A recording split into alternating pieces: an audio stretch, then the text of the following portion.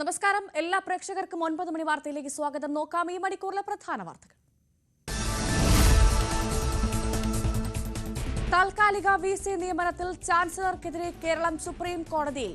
Chancellor കൂടിയായ ഗവർണറുടെ ഉത്തരവ് ചട്ടവിരുദ്ധമെന്ന് സംസ്ഥാനം. നിയമനങ്ങൾ റദ്ദാക്കണമെന്നും ആവശ്യം.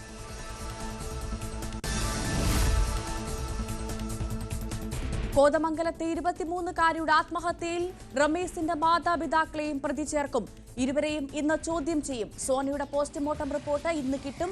റിമാൻഡിലുള്ള റമീസിനെ കസ്റ്റഡിയിൽ വാങ്ങും.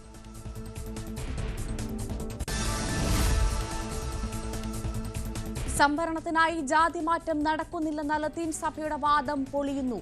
സമീപ കാലയളവിലും വ്യാപക തട്ടിപ്പ് നടക്കുന്നതിന്റെ തെളിവുകൾ പുറത്ത്. സഭയ്ക്കെതിരെ പരാതിയുമായി നാടാർ സംഘടനകൾ. News 18 big impact. റിസോർട്ട് വിവാദത്തിൽ പി ജയരാജനെ വിടാതെ പി ജയരാജൻ. പരാതിയിൽ എന്ത് നടപടിയെടുത്തെന്ന CPM സംസ്ഥാന സമിതി യോഗത്തിൽ പി ജയരാജന്റെ ചോദ്യം. നടപടി ആവശ്യം ആവർത്തിച്ചത് കഴിഞ്ഞ സംസ്ഥാന സമിതിയിൽ. പാർട്ടി പരിശോധിച്ചു വരുന്നുവെന്ന് MP ഗോവിന്ദന്റെ മറുപടി.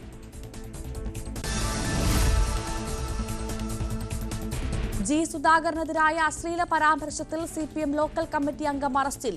അറസ്റ്റ് ചെയ്തത് അമ്പലപ്പുഴ കിഴക്ക് ലോക്കൽ കമ്മിറ്റി M മിഥുനെ. അധിക്ഷേപം രമേശ് ചെന്നിത്തലയുടെ ലഹരി വിരുദ്ധ ക്യാമ്പയിനെ പ്രശംസിച്ചതിന്. രാഹുൽ ഗാന്ധി ഉന്നയിച്ച വോട്ട് ക്രമക്കേട് ആരോപണം ഇന്നും പാർലമെന്റിനെ പ്രക്ഷുബ്ധമാക്കും. പ്രതിഷേധവുമായി ഒറ്റക്കെട്ടായി നീങ്ങാൻ ഇന്ത്യ സഖ്യം. ഡൽഹിയിൽ ഇന്ന് AICC ജനറൽ സെക്രട്ടറിമാരുടെ യോഗം. ബീഹാറിലെ വോട്ടർ പട്ടിക ക്രമക്കേടെന്ന് സുപ്രീം കോടതിയിൽ. കോഴിക്കോട് കോർപ്പറേഷനിലും വോട്ടർ പട്ടികയിൽ ഗുരുതരമായ ക്രമക്കേടെന്ന ആരോപണം. കണ്ടെത്തിയത് 1320 ഇരട്ട വോട്ടുകൾ. ബേപ്പൂരിലെ ഒറ്റ വീട്ടു നമ്പറിൽ ചേർത്തത് 40 വോട്ടുകൾ. വോട്ടർ പട്ടികയിൽ നാട്ടുകാർക്കറിയാത്ത അജ്ഞാതരും.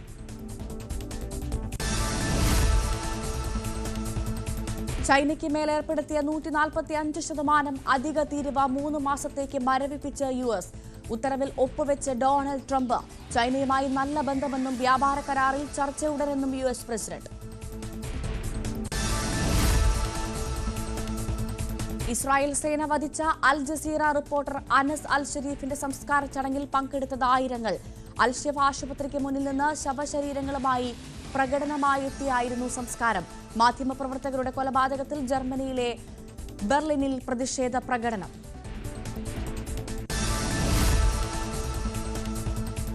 സമാധാന ഉടമ്പടിയുടെ ഭാഗമായി റഷ്യ പിടിച്ചെടുത്ത യുക്രൈന്റെ പ്രദേശങ്ങൾ വിട്ടുകൊടുക്കേണ്ടി വരുമെന്ന് ഡൊണാൾഡ് ട്രംപ്. വ്ളാഡിമിർ പുടിനുമായുള്ള കൂടിക്കാഴ്ചയിൽ അത്തരമൊരു സാധ്യത പരിശോധിക്കുമെന്നും ട്രംപ്. പുടിനുമായി ട്രംപ് ചർച്ച നടത്തുക ഓഗസ്റ്റ് 15-ന് അലാസ്കയിൽ.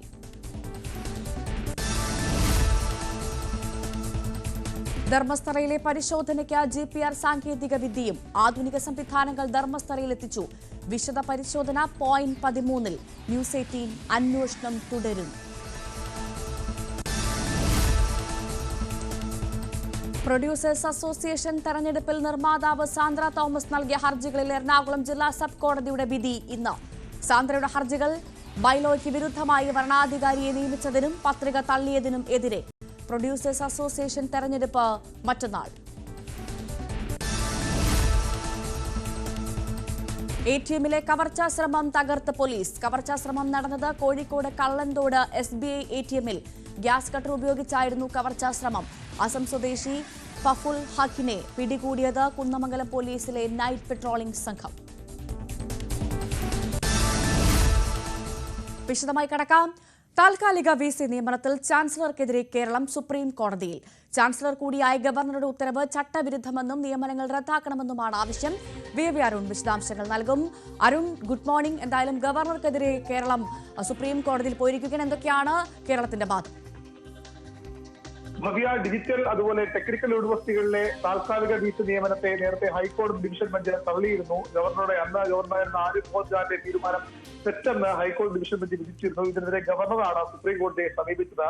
അന്ന് ആ വിധി, സുപ്രീം കോടതി വിധി തങ്ങൾക്ക് അനുകൂലമെന്ന് ഗവർണറും സർക്കാരും ഒരുപോലെ വാദിച്ചു. സർക്കാരുമായി ചർച്ച ചെയ്ത് സമന്വയത്തിലൂടെ താൽക്കാലിക വിസ തീരുമാനിക്കാം. അതും 6 മാസത്തേക്ക് മാത്രമേ തീരുമാനിക്കാൻ കഴിയൂ. അതിനുശേഷം സ്ഥിരം VC വേണം. ഇതായിരുന്നു സുപ്രീം കോടതി നിർദ്ദേശം. പക്ഷേ സർക്കാരുമായി ആലോചിക്കാതെ സർക്കാർ നൽകിയ പാനൽ 2 സർവകലാശാലകളിലേക്കും സർക്കാർ നൽകിയ പാനൽ തള്ളിക്കൊണ്ടാണ് സിസ തോമസിനെ ഡിജിറ്റൽ സർവകലാശാലയിലും ഡോക്ടർ ശിവപ്രസാദിനെ സാങ്കേതിക സർവകലാശാലയിലും VC ആയി ഗവർണർ നിയമിച്ചത്. ഇത് തിരുത്തണമെന്ന് മുഖ്യമന്ത്രി ഗവർണറോട് കത്തിലൂടെ ആവശ്യപ്പെട്ടിരുന്നു. ഗവർണർ നേരിൽ കണ്ട മന്ത്രിമാരും ഇക്കാര്യം ആവശ്യപ്പെട്ടു. പക്ഷേ ഗവർണർ തീരുമാനത്തിൽ പിന്നോട്ട് പോയില്ല. സുപ്രീം കോടതി വിധിയുടെ അടിസ്ഥാനം തന്നെയാണ് തന്റെ നടപടി എന്നാണ് ഗവർണർ വിശദീകരിച്ചത്. അന്ന് തന്നെ ഇത് സുപ്രീം കോടതിയിലും ഹർജിയായി പോകുമെന്ന് നിയമമന്ത്രി P. രാജു അടക്കം വ്യക്തമാക്കിയിരുന്നു. ആ നടപടിയാണ് ഇപ്പോൾ ഉണ്ടായിരിക്കുന്നത്. ഗവർണറുടെ തീരുമാനത്തെ ചോദ്യം ചെയ്താണ് സുപ്രീം കോടതി നിലവിലുള്ള ഹർജിയിൽ കേരളം ഇക്കാര്യം കൂടി ആവശ്യപ്പെടുന്നത്. ഗവർണർ തീരുമാനം പിൻവലിക്കണം. അത് കോടതി വിധിയുടെ ലംഘനമാണ്. മാത്രമല്ല സർവകലാശാല ചട്ടങ്ങളുടെ ലംഘനമാണ്. സർക്കാർ നൽകുന്ന പാനലിൽ നിന്ന് താൽക്കാലിക VC നിയമിക്കണമെന്നാണ് 2 സർവകലാശാലകളുടെയും ചട്ടങ്ങൾ പറയുന്നത്. ചട്ടവിരുദ്ധമായ തീരുമാനത്തിൽ നിന്ന് ഗവർണർ പിന്മാറണമെന്ന ആവശ്യമാണ് സുപ്രീം കോടതിയിലും സർക്കാർ ഇപ്പോൾ മുന്നോട്ട് വയ്ക്കുന്നത്. ശരി, VV അരുണാണ് വിശദാംശങ്ങൾ പുറത്തുവിട്ടത്. ന്യൂസ് 18 പുറത്തുവിട്ട സംഭരണ ആനുകൂല്യം തട്ടിയെടുക്കാനായുള്ള ജാതിമാറ്റ തട്ടിപ്പിൽ കൂടുതൽ തെളിവുകൾ പുറത്ത്. സമീപ കാലയളവിലും ജാതിമാറ്റം വ്യാപകമായി നടക്കുന്നതിന്റെ തെളിവുകളാണ് പുറത്തു വന്നത്. സംഭവത്തിൽ ലത്തീൻ സഭയ്ക്കെതിരെയും റവന്യൂ ഉദ്യോഗസ്ഥർക്കെതിരെയും DGPക്ക് നാടാർ സംഘടനകൾ പരാതി നൽകിയിട്ടുണ്ട്. നിയമം ദുരുപയോഗം ചെയ്ത് സംസ്ഥാനത്ത് പലയിടങ്ങളിലും ജാതിമാറ്റവും മതം മാറ്റവും നടക്കുന്നതിന്റെ തെളിവുകൾ ന്യൂസ് 18 പുറത്തു കൊണ്ടുവന്നതിന് പിന്നാലെയായിരുന്നു പരാതി. News 18 big impact. ക്രിസ്ത്യൻ വിശ്വാസികളായ നാടാർ ജാതിക്കാരും SIUC, RC, ഈഴവ പരിവർത്തിത ക്രൈസ്തവർ എന്നിവരും രൂപത അധികൃതരുടെ ഒത്താശയോടെ ലത്തീൻ കത്തോലിക്ക സർട്ടിഫിക്കറ്റുകൾ നേടിയെടുക്കുന്നുണ്ട്. ലത്തീൻ കത്തോലിക്ക സമുദായത്തിന് 4% തൊഴിൽ സംവരണം ലഭിക്കും. സംവരണം കുറവുള്ള ജാതികളിൽ ഉൾപ്പെട്ടവർ ഇത് നേടാൻ വേണ്ടിയാണ് സർട്ടിഫിക്കറ്റ് കരസ്ഥമാക്കുന്നത്. ക്രീമി ലെയർ പരിധിയിൽ നിന്ന് രക്ഷപ്പെടാനും പലരും ജാതി മാറുന്നു. കഴിഞ്ഞ മാസങ്ങളിലും ഇത്തരത്തിൽ വ്യാപകമായി ജാതി മാറ്റം നടന്നതിന്റെ തെളിവുകളാണിത്.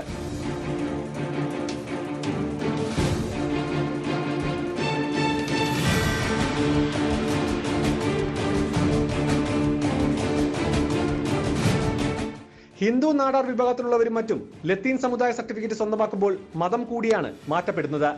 സംഭവത്തിൽ VSDP, KNMS, NSF എന്നീ നാടാർ സംഘടനകളാണ് DGPക്ക് പരാതി നൽകിയത്. നെയ്യാറ്റിങ്കര ലത്തീൻ രൂപതാ ബിഷപ്പ് വിൻസെന്റ് സാമുവൽ, മോൻസിഞ്ഞോൻ ക്രിസ്തുദാസ് എന്നിവരും നെയ്യാറ്റിങ്കര, കാട്ടാക്കട, നെടുമങ്ങാട് താലൂക്കുകളിൽ 2010 മുതൽ 2025 വരെ ജോലി ചെയ്തിരുന്ന വില്ലേജ് ഓഫീസർമാരും തഹസിൽദാർമാരും ഉൾപ്പെടുന്ന സംഘമാണ് ഇതിന് പിന്നിലെന്നാണ് DGPക്ക് നൽകിയ പരാതിയിൽ ആരോപിക്കുന്നത്.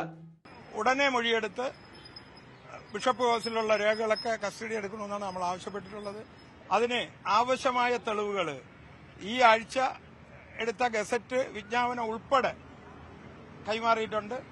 1000കണക്കിന് സർട്ടിഫിക്കറ്റുകൾ വ്യാജമായിട്ട് കൊടുത്തു, കാശ് വാങ്ങിയാണ് കൊടുത്തിരിക്കുന്നത്. അതിൽ നെയ്യാറ്റിങ്കര ബിഷപ്പ് വിൽസൺ സാമുവല്, അവിടെ തന്നെ ക്രിസ്തുദാസ്, അവർ രണ്ടുപേരാണ് ഈ സർട്ടിഫിക്കറ്റ് ഇട്ടിരിക്കുന്നത്. ഒപ്പം തന്നെ ഒരു 10-20ഓളം വില്ലേജ് ഓഫീസർമാര്, അതുപോലെ തന്നെ തഹസിൽദാരും എല്ലാം ഉൾപ്പെട്ട ഒരു ഗൂഢസംഘമാണ്. അതിനെതിരെയാണ് കേസെടുക്കണമെന്ന് നമ്മുടെ ആവശ്യം. അത് ഉടൻ തന്നെ സിറ്റി കമ്മീഷണർ കൈമാറി. ഇപ്പോൾ തന്നെ സിറ്റി കമ്മീഷണർ കാണാൻ പോകാൻ പറഞ്ഞിട്ടുണ്ട്. മുഖ്യമന്ത്രിക്ക് പരാതി ഇന്ന് അയക്കേ ഉള്ളൂ. DGPക്കുള്ള കൊടുത്ത് ഈ മൊഴി കേസെടുത്തതിന് ശേഷം മുഖ്യമന്ത്രി. ജാതിമാറ്റം നടത്തിയവരുടെ രേഖകൾ ഉൾപ്പെടുത്തിയാണ് പരാതി. അനധികൃത ജാതിമാറ്റം മൂലം ആനുകൂല്യം നഷ്ടപ്പെടുന്നത് പരമ്പരാഗത മത്സ്യത്തൊഴിലാളി വിഭാഗത്തിലുള്ളവർക്കാണ്. അതിനാൽ ലത്തീൻ വിഭാഗത്തിൽപ്പെട്ടവർ തന്നെ രൂപത നേതൃത്വത്തിന്റെ നടപടിക്കെതിരെ രംഗത്ത് വരുന്നുണ്ട്. അതേസമയം ലത്തീൻ അതിരൂപത വികാരി ജനറൽ ഫാദർ യൂജിൻ പെരേര ആരോപണങ്ങൾ നിഷേധിച്ച് രംഗത്ത് വന്നിരുന്നു. ജാതി സർട്ടിഫിക്കറ്റ് നൽകുന്നതിൽ കൃത്യത ഉറപ്പാക്കേണ്ടതും നടപടിയെടുക്കേണ്ടതും റവന്യൂ ഉദ്യോഗസ്ഥരാണെന്നാണ് വാദം. 1947 മുമ്പ് ലത്തീൻ കത്തോലിക്ക വിശ്വാസം പിന്തുടർന്നു വന്നവരുടെ പിൻതലമുറക്കാർക്ക് മാത്രമേ സർട്ടിഫിക്കറ്റ് നൽകാവൂ എന്നാണ് വ്യവസ്ഥ. എന്നാൽ 2012 സർക്കാർ ഇറക്കിയ നിർദ്ദേശത്തിലെ അവ്യക്തത മറയാക്കിയാണ് ജാതിമാറ്റ തട്ടിപ്പ് നടക്കുന്നത്. ബിഷപ്പുമാർ നൽകുന്ന സമുദായ സർട്ടിഫിക്കറ്റ് സഹായരേഖയായി മാത്രമേ റവന്യൂ അധികൃതർ പരിഗണിക്കാവൂ. എന്നാൽ മിക്കപ്പോഴും റവന്യൂ ഉദ്യോഗസ്ഥർ ബിഷപ്പ് ഹൌസിലെ സർട്ടിഫിക്കറ്റ് മാത്രമാണ് കണക്കിലെടുക്കാറുള്ളത്. സംവരണം ലത്തീൻ സഭയ്ക്കല്ലെന്നും സമുദായത്തിനാണ് എന്നുമാണ് ജാതിമാറ്റത്തിന് എതിർക്കുന്നവർ ചൂണ്ടിക്കാട്ടുന്നത്. 1947 മുമ്പ് മതം മാറിയ പരമ്പരാഗത മത്സ്യത്തൊഴിലാളികൾക്കുള്ള ആനുകൂല്യമാണ് ജാതിമാറ്റം വഴി മറ്റുള്ളവർ തട്ടിയെടുക്കുന്നതെന്നും ഇവർ ചൂണ്ടിക്കാട്ടുന്നു. സർക്കാർ വിശദമായ അന്വേഷണം നടത്തി അനധികൃതമായി സംവരണ ആനുകൂല്യം നേടിയവർക്കെതിരെ കർശന നടപടിയെടുക്കണമെന്നാണ് ആവശ്യം. ന്യൂസ് 18 തിരുവനന്തപുരം. സംഭരണാനുകൂല്യത്തിനായി ജാതിമാറ്റ തട്ടിപ്പെന്നുള്ള ഈ വാർത്ത ന്യൂസ് 18 ആണ് കഴിഞ്ഞ ദിവസം പുറത്തുവിട്ടത്. ഞങ്ങളുടെ റിപ്പോർട്ടർ പ്രദീപ് സി നെടുമണാണ് ഈ വാർത്ത പ്രേക്ഷകരിലേക്ക് എത്തിച്ചത്. സാരംഗ് സുധാകരൻ വിവരങ്ങളുമായി ചേർന്നു. സാരംഗ്, ന്യൂസ് 18 പുറത്തുവിട്ട ഈ വാർത്ത അത് എത്ര തവണ തെറ്റാണെന്ന് ആവർത്തിച്ചാൽ പോലും അത് പൂർണ്ണമായും ശരിയാണ് എന്ന് തെളിയിക്കുന്ന തെളിവുകളാണ് നമ്മളിപ്പോൾ പുറത്തുവിട്ടുകൊണ്ടിരിക്കുന്നത്.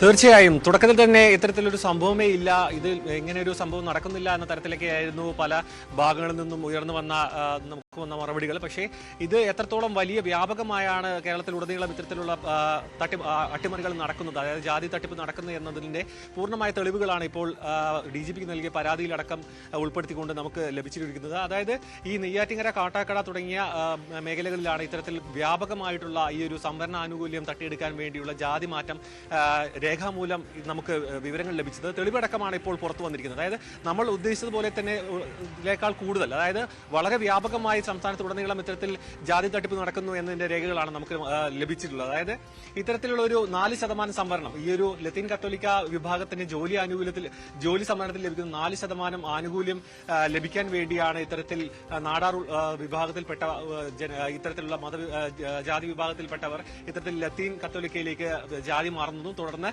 അത്തരത്തിൽ ജോലി സമ്പാദിക്കുകയും ചെയ്യുന്നത്. മാത്രമല്ല ഈ നോൺ ക്രീമി ലെയറിലെ നിന്നും രക്ഷപ്പെടാനടക്കം ഇത്തരത്തിൽ ഈ ഒരു ജാതി മാറ്റം ഉപയോഗപ്പെടുത്തുന്നു എന്നാണ് നമുക്ക് മനസ്സിലാക്കാൻ കഴിയുന്നത്. അതായത് വ്യാപകമായ രീതിയിൽ ഈ ഒരു ലത്തീൻ കത്തോലിക്ക സഭയിലെ ബിഷപ്പും പിന്നെ ഒപ്പം ഈ ഒരു തഹസിൽദാർമാർ, അതായത് നെയ്യാറ്റിക്കര, കാട്ടാക്കട തുടങ്ങിയ മേഖലകളിൽ ജോലി ചെയ്തിരുന്ന തഹസിൽദാർമാരും വില്ലേജ് ഓഫീസർമാരും അടക്കമുള്ളവർക്കെതിരെയാണ് ഇപ്പോൾ നാടാർ സംഘടനകൾ പരാതി നൽകിയിരിക്കുന്നത്. ആ പരാതിയിലാണ് ഇത്തരത്തിൽ ഈ ഒരു 2 മാസത്തിനിടെ അടക്കം, ഈ ഒരു സമീപകാലത്തടക്കം ഈ ഒരു ഗസറ്റിൽ വിജ്ഞാപനം നൽകിക്കൊണ്ട് ഈ ഒരു ജാതി മാറ്റം നടത്തിയതിന്റെ തെളിവുകൾ പുറത്തു വന്നിരിക്കുന്നത്. നമുക്ക് മനസ്സിലാക്കാൻ കഴിയുന്നത് 2010 മുതൽ 2025 വരെ വ്യാപകമായി ഇത്രയും വർഷം തുടർച്ചയായി ഇത്തരത്തിലൊരു ജാതിമാറ്റ തട്ടിപ്പ് നടന്നുകൊണ്ടിരിക്കുന്നു. അതായത് നിലവിൽ ഇപ്പോഴും നടന്നുകൊണ്ടിരിക്കുന്നു എന്നാണ് മനസ്സിലാക്കാൻ കഴിയുന്നത്. മാത്രമല്ല നമ്മളിപ്പോൾ ഈ വാർത്ത കൊടുക്കുന്ന സമയത്തടക്കം ഈ ഒരു തട്ടിപ്പ് നടന്നുകൊണ്ടിരിക്കുന്നു. അതായത് വ്യാപകമായി ഇപ്പോഴും നടന്നുകൊണ്ടിരിക്കുന്ന ഒരു തട്ടിപ്പാണ്. അതിൽ കൃത്യമായ ഒരു സർക്കാരിന്റെ ഇടപെടലും പോലീസ് അന്വേഷണവും അടക്കം നടത്തണം. ഈ ഒരു ക്രിമിനൽ കേസെടുത്ത് ഈ ഒരു ജാതിമാറ്റം എന്ന് പറയുമ്പോൾ ഈ ഒരു ലത്തീൻ കത്തോലിക്കയിലേക്ക് ജാതി മാറുമ്പോൾ മതമടക്കമാണ് മാറുന്നത്. അതൊരു ഇത്തരത്തിലൊരു മതം മാറ്റം ക്രിമിനൽ കുറ്റമായിട്ടാണ് ഇതിൽ കണക്കാക്കുന്നത്. അതുകൊണ്ട് തന്നെ ഇതിന്റെ വ്യാപ്തി നമ്മൾ ഉദ്ദേശിക്കുന്നതിനെക്കാട്ടും വലുതാണെന്നാണ് നമുക്ക് മനസ്സിലാക്കാൻ കഴിയുന്നത്. ഈ ഒരു 2010 മുതൽ 2025 വരെയുള്ള ഈ ഒരു ഭാഗങ്ങളിൽ ജോലി ചെയ്തിരുന്ന തഹസിൽദാർമാരും വില്ലേജ് ഓഫീസർമാരെയും ഉൾപ്പെടുത്തി വിശദമായ ഒരു അന്വേഷണം നടത്താൻ വേണ്ടിയിട്ടാണ് നാടാർ സംഘടനകൾ ഇന്നലെ DGPക്ക് പരാതി നൽകിയതും അദ്ദേഹം പിന്നീട് അത് അസിസ്റ്റന്റ് കമ്മീഷണർക്കടക്കം നിർദ്ദേശം നൽകുകയും ചെയ്തിരിക്കുന്നത്. നമുക്ക് മനസ്സിലാക്കാൻ കഴിയുന്നത് ഇതിന്റെ പോലീസ് അന്വേഷണം കൂടി കൃത്യമായ രീതിയിൽ, സർക്കാർ ഇടപെടലും പോലീസ് അന്വേഷണവും കൂടുതൽ കൃത്യമായ രീതിയിൽ ഇതിന്റെ ഭാഗത്തു നിന്ന് ഉണ്ടാവുകയാണെങ്കിൽ ഇതിന്റെ വ്യാപ്തി ഇതിലെ അധികം വളരെ വലുതായിട്ടായിരിക്കും നമുക്ക് മനസ്സിലാക്കാൻ കഴിയുക. ശ്രീ വിഷ്ണുപുരം, ഏറ്റവും പ്രധാനമായി ഈ സംഭവം, ഈ ജാതിമാറ്റ തട്ടിപ്പുമായി ബന്ധപ്പെട്ട വാർത്ത ന്യൂസ് 18 പുറത്തുവിടുന്നു. ഇത് പണ്ടെങ്ങോ നടന്ന ഒരു കാര്യമല്ല. സമീപ കാലയളവിൽ പോലും ഇത്തരത്തിൽ ജാതിമാറ്റം വ്യാപകമായി നടക്കുന്നതിന് തെളിവുകളാണ് ഞങ്ങൾ ഇപ്പോൾ പുറത്തുവിട്ടിരിക്കുന്നത്. എന്താണ് പ്രതികരണം? ഇത് ഈ ആഗസ്റ്റ് 5-ാം തീയതി ഇറക്കിയ വിജ്ഞാപനത്തിൽ പോലും 3 വരെ മാറ്റിയിട്ടുണ്ട്. അപ്പൊ ഇത് വ്യാപകമായിട്ടെന്ന് പറഞ്ഞാൽ അതിനുശേഷമുള്ളതെന്ന് ഞാൻ ബന്ധപ്പെടുന്നുണ്ട് ഇഷ്ടം പോലെ. അതായത് ഇന്നലെ നടന്നത് വരെ ഉണ്ട്. അപ്പൊ സ്വാഭാവികമായിട്ട് ഇത് വ്യാപകമായിട്ട് നടക്കുന്നുണ്ട്. പക്ഷെ ഇത് വലിയൊരു ഇതായിട്ടും രാഷ്ട്രീയക്കാർ ഒരു അഭിപ്രായം പോലും പറയുന്നില്ല എന്നുള്ളതാണ്. എന്തായാലും ഞങ്ങൾ നാളെ ശക്തമായിട്ട് മുഖ്യമന്ത്രിയെ കണ്ട് ഈ തെളിവുകൾ മുഖ്യമന്ത്രിക്ക് കൈമാറും. അത് കേസെടുക്കണം എന്നുള്ളതാണ് നമ്മുടെ ആവശ്യം. ഇതില് ഇപ്പോഴേ ഈ 5-ാം തീയതി മാറിയതിലൊന്ന് നാടാർ ഹിന്ദു നേരെ ക്രിസ്ത്യാനിയാവാം, പക്ഷെ ഹിന്ദു നേരെ ലാറ്റിൻ കത്തോലിക്ക. അത് സർക്കാർ വിജ്ഞാപനം ഇറക്കിയിരിക്കുന്നു. അപ്പോ സ്വാഭാവികമായിട്ട് മതം മാറാം, ഭരണഘടന അനുവദിക്കുന്നു. ശ്രീ വിഷ്ണുപുരം ചന്ദ്രശേഖരൻ, താങ്കൾ പറഞ്ഞു കേസുമായി മുന്നോട്ട് പോകണമെന്ന്. ഈ കേസുമായി മുന്നോട്ട് പോകാൻ ആവശ്യമായ തെളിവുകൾ നിങ്ങളുടെ പക്ഷമുണ്ടോ? എന്താ? ഈ കേസുമായി മുന്നോട്ട് പോകാൻ ആവശ്യമായ തെളിവുകൾ നിങ്ങളുടെ കൈവശമുണ്ടോ? ആയിരക്കണക്കിന് റിട്ടേൺ ആയിട്ടുള്ള ബിഷപ്പ് കൊടുത്ത സർട്ടിഫിക്കറ്റ്, വില്ലേജ് ഓഫീസർ കൊടുത്തത്, തഹസിൽദാർ കൊടുത്തത് മുതൽ ആയിരക്കണക്കിന് തെളിവ്. ഇന്നലെ തന്നെ ഞങ്ങൾ 50ഓളം DGPക്ക് കൊടുത്തല്ലോ. വ്യക്തമായ തെളിവുകളുണ്ട്. എന്തെങ്കിലും ഊഹം പറയുന്ന തെളിവുകളല്ല, രേഖകളോടുകൂടി ഉള്ള തെളിവ് ഉണ്ട്. ഈ ലത്തീൻ സഭയ്ക്കെതിരെയും റവന്യൂ ഉദ്യോഗസ്ഥർക്കെതിരെയുമാണ് നിലവിൽ നിങ്ങൾ DGPക്ക് പരാതി നൽകിയത് അല്ലേ? അതെ അതെ അതെ അതെ അതെ. 1,00,000 രൂപയും ഈ കള്ള സർട്ടിഫിക്കറ്റുകൾ കൊടുത്ത കാലയളവിലെ വില്ലേജ് ഓഫീസർ തഹസിൽദാർ അതൊക്കെ കൊടുത്തിരിക്കുന്നത്. അതുപോലെ തന്നെ ദളിതര് ഒരു പരിവർത്തന ക്രൈസ്തവന് 1% സംവരണമുള്ളൂ.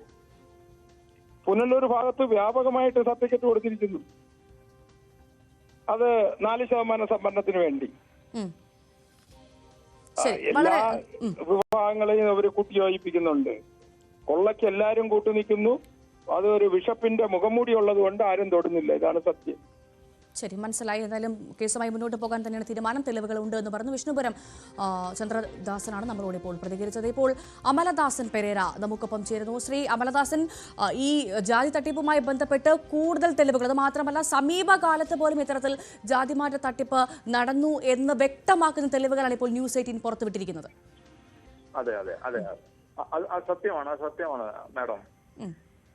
അതെ, അപ്പോ ഇത് പകര് പോലെ ഇത് പകരുള്ള സത്യമാണ്. പക്ഷെ അവർ ഒഴിഞ്ഞു മാറുന്നുണ്ട്. നെയ്യാറ്റിൻകര രൂപതക്കാര് ഇത് ഒഴിഞ്ഞു മാറുകയാണ്. പ്രത്യേകിച്ച് വിൻസെന്റ് സാമുവലാണ് ഇതിന്റെ തലപ്പത്തിരിക്കുന്നത്. പുള്ളി തന്നെയാണ് ഇത് ചെയ്യിപ്പിക്കുന്നത്. പുള്ളിയുടെ കത്ത് മേടിച്ച് തന്നെയാണ് ഇവര് ഈ വ്യാജ സർട്ടിഫിക്കറ്റ്, അതായത് ലത്തീൻ സർട്ടിഫിക്കറ്റ് സംഘടിപ്പിക്കുന്നത്. അത് വ്യാപകമായ രീതിയിൽ നടന്നുകൊണ്ടിരിക്കുകയാണ്. അതിനൊരു അറുതി വരുത്താനാണ് ഞങ്ങൾ ഈ കിടന്ന് ശ്രമിക്കുന്നത്. ഞങ്ങളുടെ പിന്നോക്ക കമ്മീഷനിലെ നേരത്തെ കൊടുത്തു പല പരാതി. ഇന്നലെ യൂജിന്റെ രേഖം പറഞ്ഞത് അങ്ങനെ കൊടുത്തിട്ടില്ല, ഒരു പരാതിയും കൊടുത്തിട്ടില്ലായിരുന്നു. ഞങ്ങൾ പല പരാതികളും കൊടുത്തിട്ടുണ്ട്. പിന്നോക്ക കമ്മീഷനിൽ കൊടുത്തിട്ടുണ്ട്. അത് കഴിഞ്ഞിട്ട് ജസ്റ്റിസ് ജയതി കോഷിക്ക് കൊടുത്തിട്ടുണ്ട്. ഞങ്ങൾക്ക് ഇവിടെ ഒരുപാട് പ്രശ്നങ്ങളുണ്ടെന്ന് ഞങ്ങളുടെ സംവരണങ്ങൾ മറ്റുള്ള ജാതിക്കാർ തട്ടിയെടുക്കുന്നത്, പ്രത്യേകിച്ച് നെയ്യാറ്റിൻകര രൂപതക്കാർ തട്ടിയെടുക്കുന്നു എന്നുള്ള രീതിക്ക് ഞങ്ങൾ പല പരാതികളും കൊടുത്തിട്ടുണ്ട്. പക്ഷെ ഇന്നലെ യൂജിന്റെ അച്ഛൻ പറഞ്ഞത് അങ്ങനെ ഒരു പരാതിയും കിട്ടിയിട്ടില്ല എന്ന്. അങ്ങനെ ബിഷപ്പ് ഹൗസിന് പരാതിയൊന്നും കൊടുത്തിട്ടില്ല. ഞാൻ സർക്കാരിന് പരാതികൾ കൊടുത്തിട്ടുണ്ട്. സർക്കാരിനും പരാതി കൊടുത്ത് പിന്നോക്ക കമ്മീഷന് കൊടുത്തിട്ടുണ്ട്. ജസ്റ്റിസ് ജേബി കമ്മിറ്റിക്ക് കൊടുത്തിട്ടുണ്ട്. ശരി, നന്ദി ശ്രീ അമലദാസൻ പെരേര ഞങ്ങളോട് പ്രതികരിച്ചതിന്. വീണ്ടും സാരംഗ് സുധാകറിലേക്ക് പോകുന്നു. സാരംഗ്, ഈ സംഭരണ തട്ടിപ്പിന് കൂട്ടുനിന്നു എന്ന കാര്യം വെളിയിൽ വന്നതോടെ അതിൽ നിന്ന് രക്ഷപ്പെടാനുള്ള മാർഗങ്ങളുമായല്ലേ ഇപ്പോൾ സഭ മുന്നോട്ട് പോകുന്നത് എന്ന് മനസ്സിലാക്കും?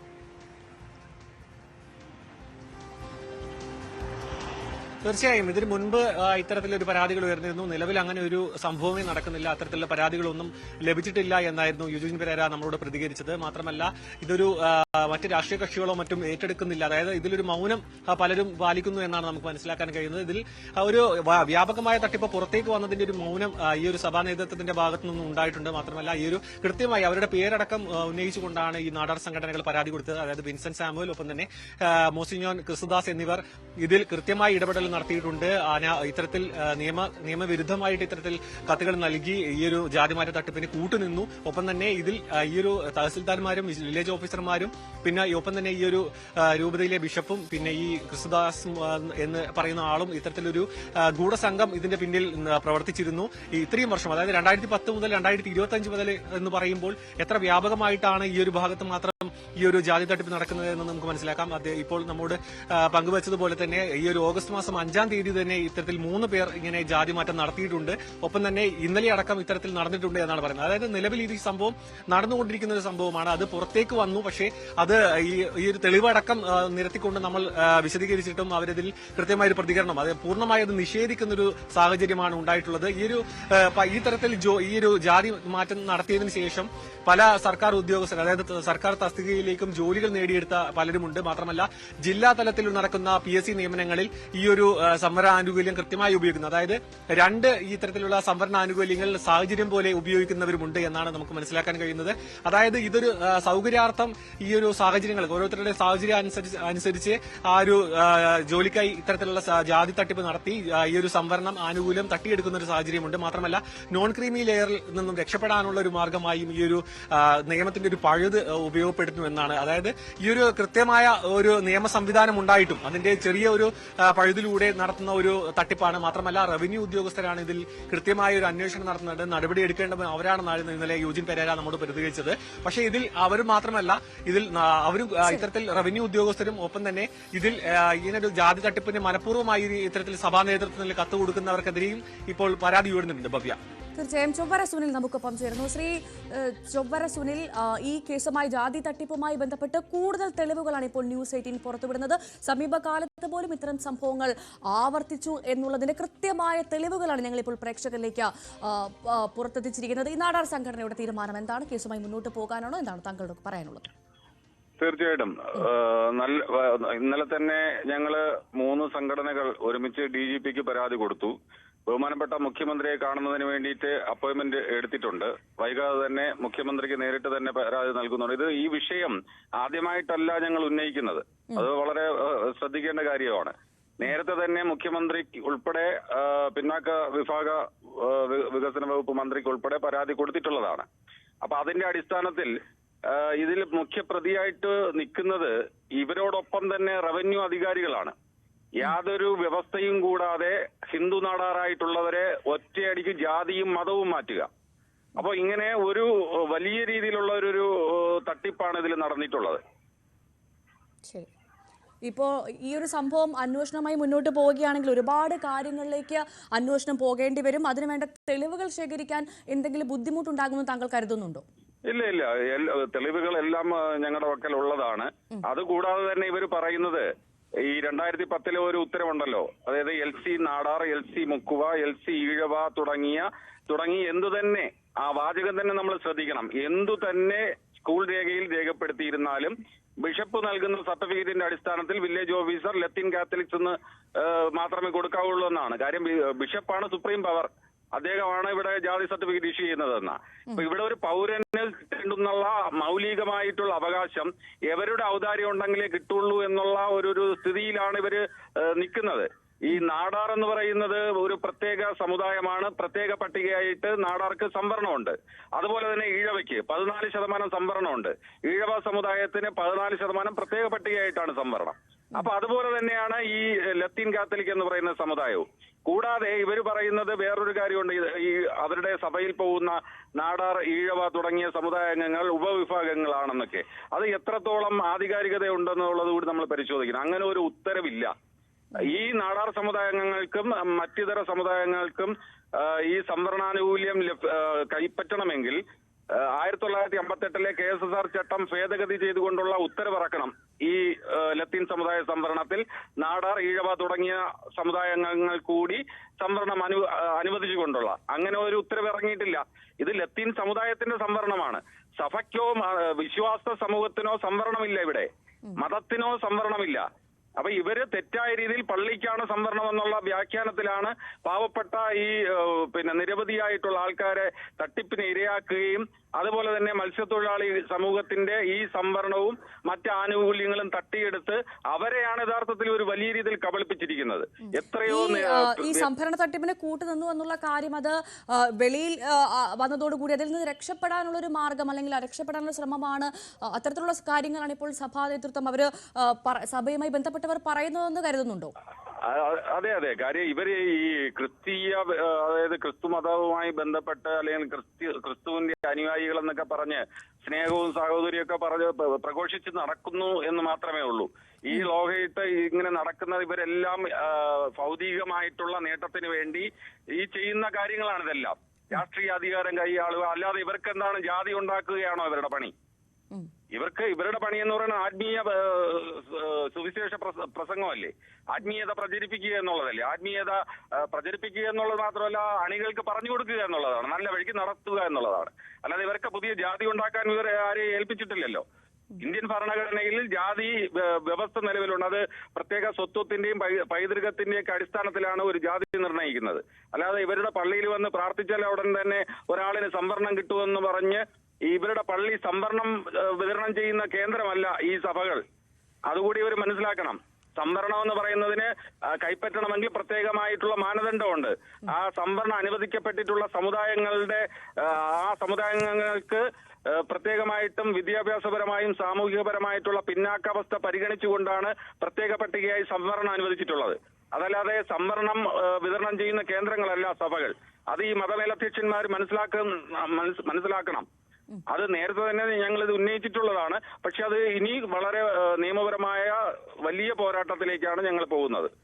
ശരി, വളരെ നന്ദി ശ്രീ ചൊവ്വര സുനിൽ നാടാർ ഞങ്ങളോട് പ്രതികരിച്ചതിന്. എന്തായാലും ന്യൂസ് 18 പുറത്തുവിട്ട ഈ സംഭരണ ആനുകൂല്യം തട്ടിയെടുക്കാനായുള്ള ജാതിമാറ്റ തട്ടിപ്പ് എന്നുള്ള ആരോപണം, ആ വാർത്ത, അതിനുള്ള കൂടുതൽ തെളിവുകളാണ് ഞങ്ങളിപ്പോൾ പുറത്തുവിട്ടത്. സമീപ കാലയളവിൽ പോലും ഇത്തരത്തിൽ ജാതിമാറ്റം വ്യാപകമായി നടന്നു എന്നതിന്റെ തെളിവുകളാണ് ഇപ്പോൾ ഞങ്ങൾ പുറത്തുവിട്ടത്. നന്ദി. പ്രതികരിച്ച അതിഥികൾക്ക്. സാരംഗ് സുധാകരനാണ് വാർത്തയുടെ വിശദാംശങ്ങൾ പങ്കുവച്ചത്. വളരെ വേഗം മറ്റ് പ്രധാനപ്പെട്ട ചില വാർത്തകളിലേക്ക് നമുക്ക് എത്തേണ്ടതുണ്ട്. തിരികെ വാർത്തയിലേക്ക്. സിനിമാ സംഘടനകളിൽ പോര് മുറുകുന്നു. ഫിലിം ചേംബർ ജനറൽ സെക്രട്ടറി സ്ഥാനത്ത് നിന്ന് രാജിവെച്ചതിന് പിന്നാലെ തുറന്നടിച്ച് സജി നന്ദിയാട്ട്. ചേംബർ പ്രസിഡന്റ് ആകാതിരിക്കാൻ ലക്ഷ്യമിട്ട് തനിക്കെതിരെ ഗൂഢാലോചന നടക്കുന്നുവെന്നും ഇതിന് പിന്നിൽ നിർമ്മാതാവ് അനിൽ തോമസ് ആണെന്നും സജി നന്ദിയാട്ട് തുറന്നടിച്ചു. സാന്ദ്ര തോമസിനെ വ്യക്തിപരമായല്ല, സാന്ദ്ര പറഞ്ഞ ചില നിലപാടുകളെയാണ് പിന്തുണച്ചതെന്നും സജി നന്ദിയാട്ട് പറഞ്ഞു. അദ്ദേഹത്തിന്റെ വാക്കുകൾ. ഞാൻ പ്രസിഡന്റായിട്ട് മത്സരിക്കുന്നുണ്ട്, ട്രഷററായി മത്സരിക്കുന്നുണ്ട്. അപ്പൊ അവർ ചോദിക്കുന്നത്, നിങ്ങൾ സാന്ദ്രയെ പിന്തുണയ്ക്കുന്നതുകൊണ്ടാണോ നിങ്ങൾ ഇങ്ങനെ 2 സീറ്റിൽ മത്സരിക്കുന്നത്? സാന്ദ്ര എന്ന് പറയുന്ന വ്യക്തിയെ ഞാൻ ഒരിക്കലും പിന്തുണയ്ക്കില്ല. പക്ഷെ സാന്ദ്ര പറഞ്ഞ ചില ആശയങ്ങളെ, ചില കാര്യങ്ങളെ അതിന്റെ മെറിറ്റിന്റെ അടിസ്ഥാനത്തിൽ പിന്തുണയ്ക്കേണ്ടി വരും. അനിൽ തോമസ് 3 സിനിമ എടുക്കും. നമുക്കറിയാം, പ്രൊഡ്യൂസർ അസോസിയേഷനിലെ നിയമം അറിയാലോ, ഓഫീസ് പേരായിട്ട് മത്സരിക്കുന്ന 3 സിനിമ കാണും. അനിൽ തോമസ് 3 സിനിമ നിർമ്മിച്ചതാണ്. ഈയിടെ നിർമ്മിച്ച സിനിമയുടെ പറയുന്നത് ഇതുവരെ ഒരു ഡോക്ടറാണ്. ഈ ആള് പരാതി കൊടുത്തു, 85 ലക്ഷം രൂപ അയാളെ ഇല്ലാതാക്കി. എന്നിട്ട് അയാളോട് പറഞ്ഞു, എനിക്ക് ചാനലിൽ പിടിയുണ്ട്, അപ്പൊ ഞാൻ ചാനലിൽ വിട്ടുതരാം. അയാളെ കൊണ്ട് പേര് വെപ്പിച്ചു, സെൻസസ് സർട്ടിഫിക്കറ്റ്. അറിയോ, അയാളുടെ വോയിസ് എന്നെ കിടപ്പുണ്ട്. ഞാൻ വെല്ലുവിളിക്കുന്ന അനിൽ തോമസിനെ, ഞാൻ വെല്ലുവിളിക്കണം. ധൈര്യം ഉണ്ടെങ്കിൽ അനിൽ തോമസ് എനിക്ക് മഹാരാഷ്ട്രം കൊടുക്കുക. അതേസമയം പ്രൊഡ്യൂസേഴ്സ് അസോസിയേഷൻ തെരഞ്ഞെടുപ്പുമായി ബന്ധപ്പെട്ട് സാന്ദ്ര തോമസ് നൽകിയ ഹർജികളിൽ എറണാകുളം ജില്ലാ സബ് കോടതി ഇന്ന് വിധി പറയും. നവമി ദിനേശ് നൽകും വാർത്തയുടെ വിശദാംശങ്ങൾ. നവമി, ഏറ്റവും പ്രധാനമായി സിനിമാ സംഘടനകളിലുള്ള പോര് ഓരോ ദിവസവും പുറത്തേക്ക് വരികയാണ്. കഴിഞ്ഞ ദിവസം സജി നന്ദിയാട്ട് രാജിവെച്ചതടക്കം നമ്മൾ കണ്ടു. ഇപ്പോഴിതാ ഈ ചേംബർ പ്രസിഡന്റ് ആവാതിരിക്കാൻ തന്നെ ലക്ഷ്യമിട്ട് പ്രവർത്തിക്കുകയാണ്, തനിക്കെതിരെ ഗൂഢാലോചന നടക്കുന്നു എന്നാണ് സജി നന്ദിയാട്ട് പറഞ്ഞിരിക്കുന്നത്. മറ്റെന്തൊക്കെ കാര്യങ്ങളാണ് അദ്ദേഹം പറഞ്ഞത്? വിശദാംശങ്ങൾ. ഭവ്യ, അമ്മ തെരഞ്ഞെടുപ്പിന്റെ പരസ്പരം വിഴുപ്പലക്കലും പരാതികളും ആരോപണ പ്രത്യാരോപണങ്ങളും ഒക്കെ ഒരു ഭാഗത്ത് ഇപ്പോൾ താൽക്കാലികമായിട്ടെങ്കിലും ഒരു ശമനം നിൽക്കുമ്പോഴാണ് പ്രൊഡ്യൂസേഴ്സ് അസോസിയേഷൻ തെരഞ്ഞെടുപ്പുമായി ബന്ധപ്പെട്ട് വീണ്ടും പ്രശ്നങ്ങൾ ഉയർന്നു വരുന്നത്. നേരത്തെ തന്നെ സാന്ദ്ര തോമസുമായി ബന്ധപ്പെട്ട പ്രശ്നങ്ങളും നാടകീയ നീക്കങ്ങളും ഒക്കെ നമ്മൾ കണ്ടതാണ്. സാന്ദ്ര തോമസിന്റെ ഹർജിയിൽ ഇന്ന് വിധി പറയുകയും ചെയ്യും. അങ്ങനെയാണെങ്കിൽ ഇന്ന് വിധി സാന്ദ്ര തോമസിനെ സംബന്ധിച്ച് വലിയ പ്രതീക്ഷ നൽകുന്നതാണ്. അനുകൂലമാകുകയാണെങ്കിൽ സാന്ദ്ര തോമസിന് ഈ വരുന്ന 14-ാം തീയതി നടക്കുന്ന പ്രൊഡ്യൂസേഴ്സ് അസോസിയേഷൻ തെരഞ്ഞെടുപ്പിൽ മത്സരിക്കാനാകും. ആ സമയം തന്നെയാണ് സജി നന്ദിയാട്ട് ഗുരുതര ആരോപണങ്ങളുമായി രംഗത്തെത്തിയത്. 10 വർഷമായി താൻ ഇതിന്റെ ജനറൽ സെക്രട്ടറി ആയിരുന്നു. പക്ഷെ 10 ദിവസത്തിൽ ഈ വലിയ ഒരു നാടകമാണ് ഇപ്പോൾ നടക്കുന്നത്. ചേംബർ പ്രസിഡന്റ് ആകരുത് എന്നാണ് ലക്ഷ്യം. സജി നന്ദിയാട്ട് ചേംബറിന്റെ പ്രസിഡന്റ് ആകരുത് എന്നാണ് ചിലരുടെ ലക്ഷ്യം. അതിന് തനിക്കെതിരെ വലിയ ഗൂഢാലോചന നടക്കുന്നുണ്ട്. എന്തെങ്കിലും കാരണം കണ്ടെത്തി മത്സരിപ്പിക്കാതിരിക്കാനുള്ള ലക്ഷ്യത്തിലേക്കാണ് ഒരു ലോബി തന്നെ ഇതിന്റെ ഭാഗമായി നടക്കുന്നു എന്ന് കൂടി സജി നന്ദിയാട്ട് ഗുരുതരമായിട്ടുള്ള ആരോപണങ്ങൾ ഉന്നയിക്കുന്നുണ്ട്. ഭരണാധികാരിയെ പുറത്താക്കണമെന്ന് താൻ നേരത്തെ തന്നെ ആവശ്യപ്പെട്ടിരുന്നു. സമാനമായ ഒരു കാര്യം തന്നെയായിരുന്നു സാന്ദ്ര തോമസും പറഞ്ഞത്. കാരണം ഭരണാധികാരി വർഷങ്ങളായി ഒരാൾ തന്നെയാണ്. അയാൾ ചില വ്യക്തികൾക്ക് വേണ്ടി പ്രവർത്തിക്കുകയാണ്. മത്സരിക്കാതിരിക്കാൻ വേണ്ടി, സ്ഥാനാർത്ഥികൾ മത്സരിക്കാതിരിക്കുന്നതിന് വേണ്ടി കള്ളത്തെളിവുകൾ കണ്ടെത്തി അവരെ പുറത്താക്കുന്ന, അല്ലെങ്കിൽ മത്സരത്തിൽ ഈ നാമനിർദ്ദേശ പത്രിക തള്ളുന്ന സാഹചര്യത്തിലേക്ക് പ്രവർത്തിക്കുന്ന ഒരു പാവയെ പോലെ ചിലർക്ക് വേണ്ടി പ്രവർത്തിക്കുകയാണ് ഭരണാധികാരി എന്ന് സാന്ദ്ര തോമസ് നേരത്തെ ആരോപണം ഉന്നയിച്ചിരുന്നു. സമാനമായ രീതിയിൽ തന്നെയാണ് ഈ സജി നന്ദിയാട്ടും പറയുന്നത്. ഈ പാർട്ട്ണർ എന്ന് പറയുന്ന സ്ഥാനത്ത് ഒരു രേഖയിൽ പ്രൊപ്പറേറ്റർ എന്ന് എഴുതിയതാണ് ഇത്ര വലിയൊരു പ്രശ്നമായി ചൂണ്ടിക്കാട്ടുന്നത്. അവർ ഇതിനെ വ്യാജരേഖയായാണ് കണക്കാക്കുന്നത്. ഫിലിം ചേംബറിന്റെ കെട്ടിട നിർമ്മാണത്തിലുണ്ടായ അഴിമതി അത് താൻ ചൂണ്ടിക്കാട്ടിയിരുന്നു. അത് മുതലാണ് തന്നെ അവർ ഒരു ശത്രുപക്ഷത്ത് കാണുന്നത്. ഒപ്പം സാന്ദ്ര തോമസിനെ അനുകൂലിച്ചതും ചില ആളുകൾക്ക് അത് ഇഷ്ടപ്പെടാത്ത രീതിയിലേക്ക് വരുന്നു എന്ന ഒരു രൂക്ഷ വിമർശനം കൂടി ഈ സജി നന്ദിയാട്ട് ഉന്നയിക്കുകയും മനഃപൂർവ്വം തന്നെ മാറ്റി നിർത്താൻ ശ്രമിക്കുന്നു എന്നാണ് സാന്ദ്ര തോമസ് പറഞ്ഞത്. ആ ഹർജിയിൽ എന്തായാലും ഇന്ന് വിധി ഉണ്ടാകും. അതേ ഇപ്പോൾ നവമി പറഞ്ഞതുപോലെ തന്നെ സാന്ദ്രയെ അനുകൂലിച്ചതുകൊണ്ട് സജി നന്ദിയാട്ട് തനിക്ക് ഭീഷണിയുണ്ട്, തന്നെ മാറ്റി നിർത്തുന്നു എന്നുള്ള ആരോപണം അദ്ദേഹവും ഉന്നയിക്കുന്ന സാഹചര്യമുണ്ട്. എന്തായാലും ഇന്ന് വിധി വരും. ആ വിധി വന്ന ശേഷം സാന്ദ്ര തോമസിന് അനുകൂലമായ വിധിയാണ് ഉണ്ടാവുന്നതെങ്കിൽ അവരുടെ പ്രതികരണം അത് ശ്രദ്ധേയമായിരിക്കും. ഇനിയുള്ള ദിവസങ്ങളിൽ അത് വലിയ ചർച്ചകൾക്ക് വഴിവെക്കുമെന്ന കാര്യത്തിൽ സംശയമില്ല, അല്ലെ നവമി? അതെ ഭവ്യ, അങ്ങനെ തന്നെ പ്രതീക്ഷിക്കാം. സാന്ദ്ര തോമസും വലിയ ഒരു പ്രതീക്ഷയിൽ തന്നെയാണ് തനിക്ക് അനുകൂലമായിട്ടുള്ള ഒരു വിധി കോടതിയുടെ ഭാഗത്ത് നിന്നും ഉണ്ടാകും. കാരണം താൻ കൊടുത്ത ഈ സെൻസർ സർട്ടിഫിക്കറ്റ് അടക്കം തന്റെ പേരിലുണ്ടെന്ന് ഇതിന്റെ തെളിവുകൾ അടക്കമാണ് സാന്ദ്ര തോമസ് കോടതിയിൽ സമർപ്പിച്ചിരിക്കുന്നത്. ഒപ്പം ബൈലോ പ്രകാരം തനിക്ക് ഇതിൽ മത്സരിക്കാനുള്ള ഒരു അവകാശമുണ്ട് എന്നുകൂടി സാന്ദ്ര ചൂണ്ടിക്കാട്ടുന്നുണ്ട്. എന്തായാലും കോടതിയുടെ വിധിയാണ് ഇനി നമ്മൾ കാത്തിരിക്കുന്നത്. ഏകദേശം 11:30 വിധി ഉണ്ടാകുമെന്നാണ് പ്രതീക്ഷിക്കുന്നത്. സാന്ദ്ര തോമസിന് അനുകൂലമാണെങ്കിൽ പ്രൊഡ്യൂസേഴ്സ് അസോസിയേഷൻ തെരഞ്ഞെടുപ്പിൽ സാന്ദ്ര തോമസ് മത്സരിക്കുമെന്ന് ഉറപ്പാണ്. ശരി, നവമി ദിനേശാണ് വിവരങ്ങൾ നൽകിയത്. എറണാകുളം കോതമംഗലത്ത് 23-കാരിയുടെ ആത്മഹത്യയിൽ ആൺ സുഹൃത്ത് റമീസിന്റെ മാതാപിതാക്കളെ പ്രതി ചേർക്കും. ഇരുവരെയും ഇന്ന് ചോദ്യം ചെയ്യും. ഇവർക്കുമെതിരെ ആത്മഹത്യാ പ്രേരണ കുറ്റം ചുമത്തിയേക്കും. ഇന്റർനെറ്റിൽ അന്യ സ്ത്രീകളുമായി റമീസ് നടത്തിയ അശ്ലീല ചാറ്റ് സോനയ്ക്ക് ലഭിച്ചിരുന്നതായും ഇത് ഇരുവരും തമ്മിൽ തർക്കത്തിന് കാരണമായിരുന്നുവെന്നും പോലീസ് പറയുന്നു. റമീസിന്റെ ഫോൺ ഫോറൻസിക് പരിശോധനയ്ക്ക് അയച്ചു. ഡാനി പോൾ ചേരും വിവരങ്ങളുമായി. എന്തായാലും ഇന്നലെയാണ് ഈ സംഭവം പുറത്തറിയുന്നത്. എറണാകുളം കോതമംഗലത്ത് 23-കാരിയായ സോന എന്ന പെൺകുട്ടി ആത്മഹത്യ ചെയ്യുകയായിരുന്നു. ആ പെൺകുട്ടിയുടെ കുടുംബം പറയുന്നത് നിർബന്ധിത മതപരിവർത്തനത്തിന് പെൺകുട്ടിയെ നിർബന്ധിച്ചു എന്നാണ്. ആൺസുഹൃത്തിന്റെ മാതാപിതാക്കളടക്കം വലിയ തരത്തിൽ പെൺകുട്ടിക്ക് മേൽ സമ്മർദ്ദം ചെലുത്തിയെന്നാണ് ഇപ്പോൾ പെൺകുട്ടിയുടെ കുടുംബം പറയുന്നത്. അതുകൊണ്ട് തന്നെ മാതാപിതാക്കളെ അടക്കം പ്രതി ചേർക്കുമെന്നുള്ള വിവരം വരുന്നു. പെൺകുട്ടിയുടെ ആത്മഹത്യാ കുറിപ്പിൽ അടക്കം മാതാപിതാക്കൾ നിർബന്ധിച്ച കാര്യങ്ങളടക്കം വളരെ വ്യക്തമായി പെൺകുട്ടി പറയുന്നുണ്ട്. അതുകൊണ്ട് തന്നെ പോലീസ് എന്തായാലും ഈ വിഷയത്തിൽ റമീസിന്റെ മാതാപിതാക്കളെയും പ്രതി ചേർക്കും. ഇന്നലെ പ്രതിയായ റമീസിനെ പോലീസ് കസ്റ്റഡിയിലെടുത്തിരുന്നു. എന്തായാലും ഇന്ന് ഈ റമീസിന്റെ മാതാപിതാക്കളെ അടക്കം ചോദ്യം ചെയ്യും. ഇരുവരെയും ഒരുമിച്ചിരുത്തി അടക്കം ചോദ്യം ചെയ്യുമെന്നുള്ള വിവരങ്ങളാണ് പുറത്തുവരുന്നത്. ഇവർക്കും എതിരെ ആത്മഹത്യാ പ്രേരണ കുറ്റം ചുമത്താനുള്ള സാധ്യതയും കാണുന്നുണ്ട്. അതേസമയം തന്നെ ഈ റമീസുമായി ബന്ധപ്പെട്ട കൂടുതൽ വിവരങ്ങൾ പുറത്തുവരുന്നു. റമീസ് ഇന്റർനെറ്റിൽ അന്യ സ്ത്രീകളുമായി നടത്തിയ അശ്ലീല ചാറ്റുകൾ സോനയ്ക്ക് ലഭിച്ചിരുന്നു. ഇത് സംബന്ധിച്ച് ഇരുവർ തമ്മിലും വലിയ വാഗ്വാദങ്ങളടക്കം ഉണ്ടായിരുന്നു എന്നുള്ള വിവരങ്ങളാണ് പുറത്തുവരുന്നത്. ഡാനി ഇപ്പോൾ വിവരങ്ങളുമായി ചേരുന്നു. ഡാനി, നിർബന്ധിത മതപരിവർത്തനത്തിനുള്ള ശ്രമം എന്ന് തന്നെയാണ് സോനയുടെ കുടുംബം ആവർത്തിക്കുന്നത്. അതുമായി ബന്ധപ്പെട്ട് ആ ആത്മഹത്യാക്കുറിപ്പിലടക്കം പെൺകുട്ടി വിശദമായി ഇതൊക്കെ പറയുന്നുമുണ്ട്. റമീസിന്റെ തന്റെ ആൺ സുഹൃത്തിന്റെ മാതാപിതാക്കൾ അടക്കം മതപരിവർത്തനത്തിന് തന്നെ നിർബന്ധിച്ചിരുന്നു എന്ന കാര്യം പെൺകുട്ടി പറയുന്നു. സ്വാഭാവികമായും ഇന്നലെ റമീസിനെ കസ്റ്റഡിയിലെടുത്തിട്ടുണ്ട്. മാതാപിതാക്കളെയും ചോദ്യം ചെയ്യും. പ്രതി ചേർക്കാനുള്ള സാധ്യതയുണ്ടെന്ന് മനസ്സിലാക്കുന്നു അല്ലേ? അങ്ങനെ തന്നെയാണ്. കാരണം മാതാപിതാക്കളെയും ഇന്ന് ചോദ്യം ചെയ്യും. അതിനു മുൻപായിട്ട് പോസ്റ്റ്മോർട്ടം അതിന്റെ വിശദമായ ഒരു റിപ്പോർട്ട് കൂടി ഈ അന്വേഷണ സംഘം അത് ശേഖരിക്കുന്നുണ്ട്. അത് ഡോക്ടർമാരുമായിട്ടും അടക്കം ചർച്ച ചെയ്യുന്നു. പ്രത്യേകിച്ച് ഈ കുട്ടിയുടെ ദേഹത്തുണ്ടായ പരിക്കിന്റെ കാര്യം അടക്കമുള്ള കാര്യങ്ങളിൽ വിശദമായ രീതിയിൽ തന്നെയാണ് പോലീസ് അതുമായി ബന്ധപ്പെട്ടുകൊണ്ടുള്ള വിവരങ്ങൾ ശേഖരിക്കുകയും ചെയ്യുന്നത്.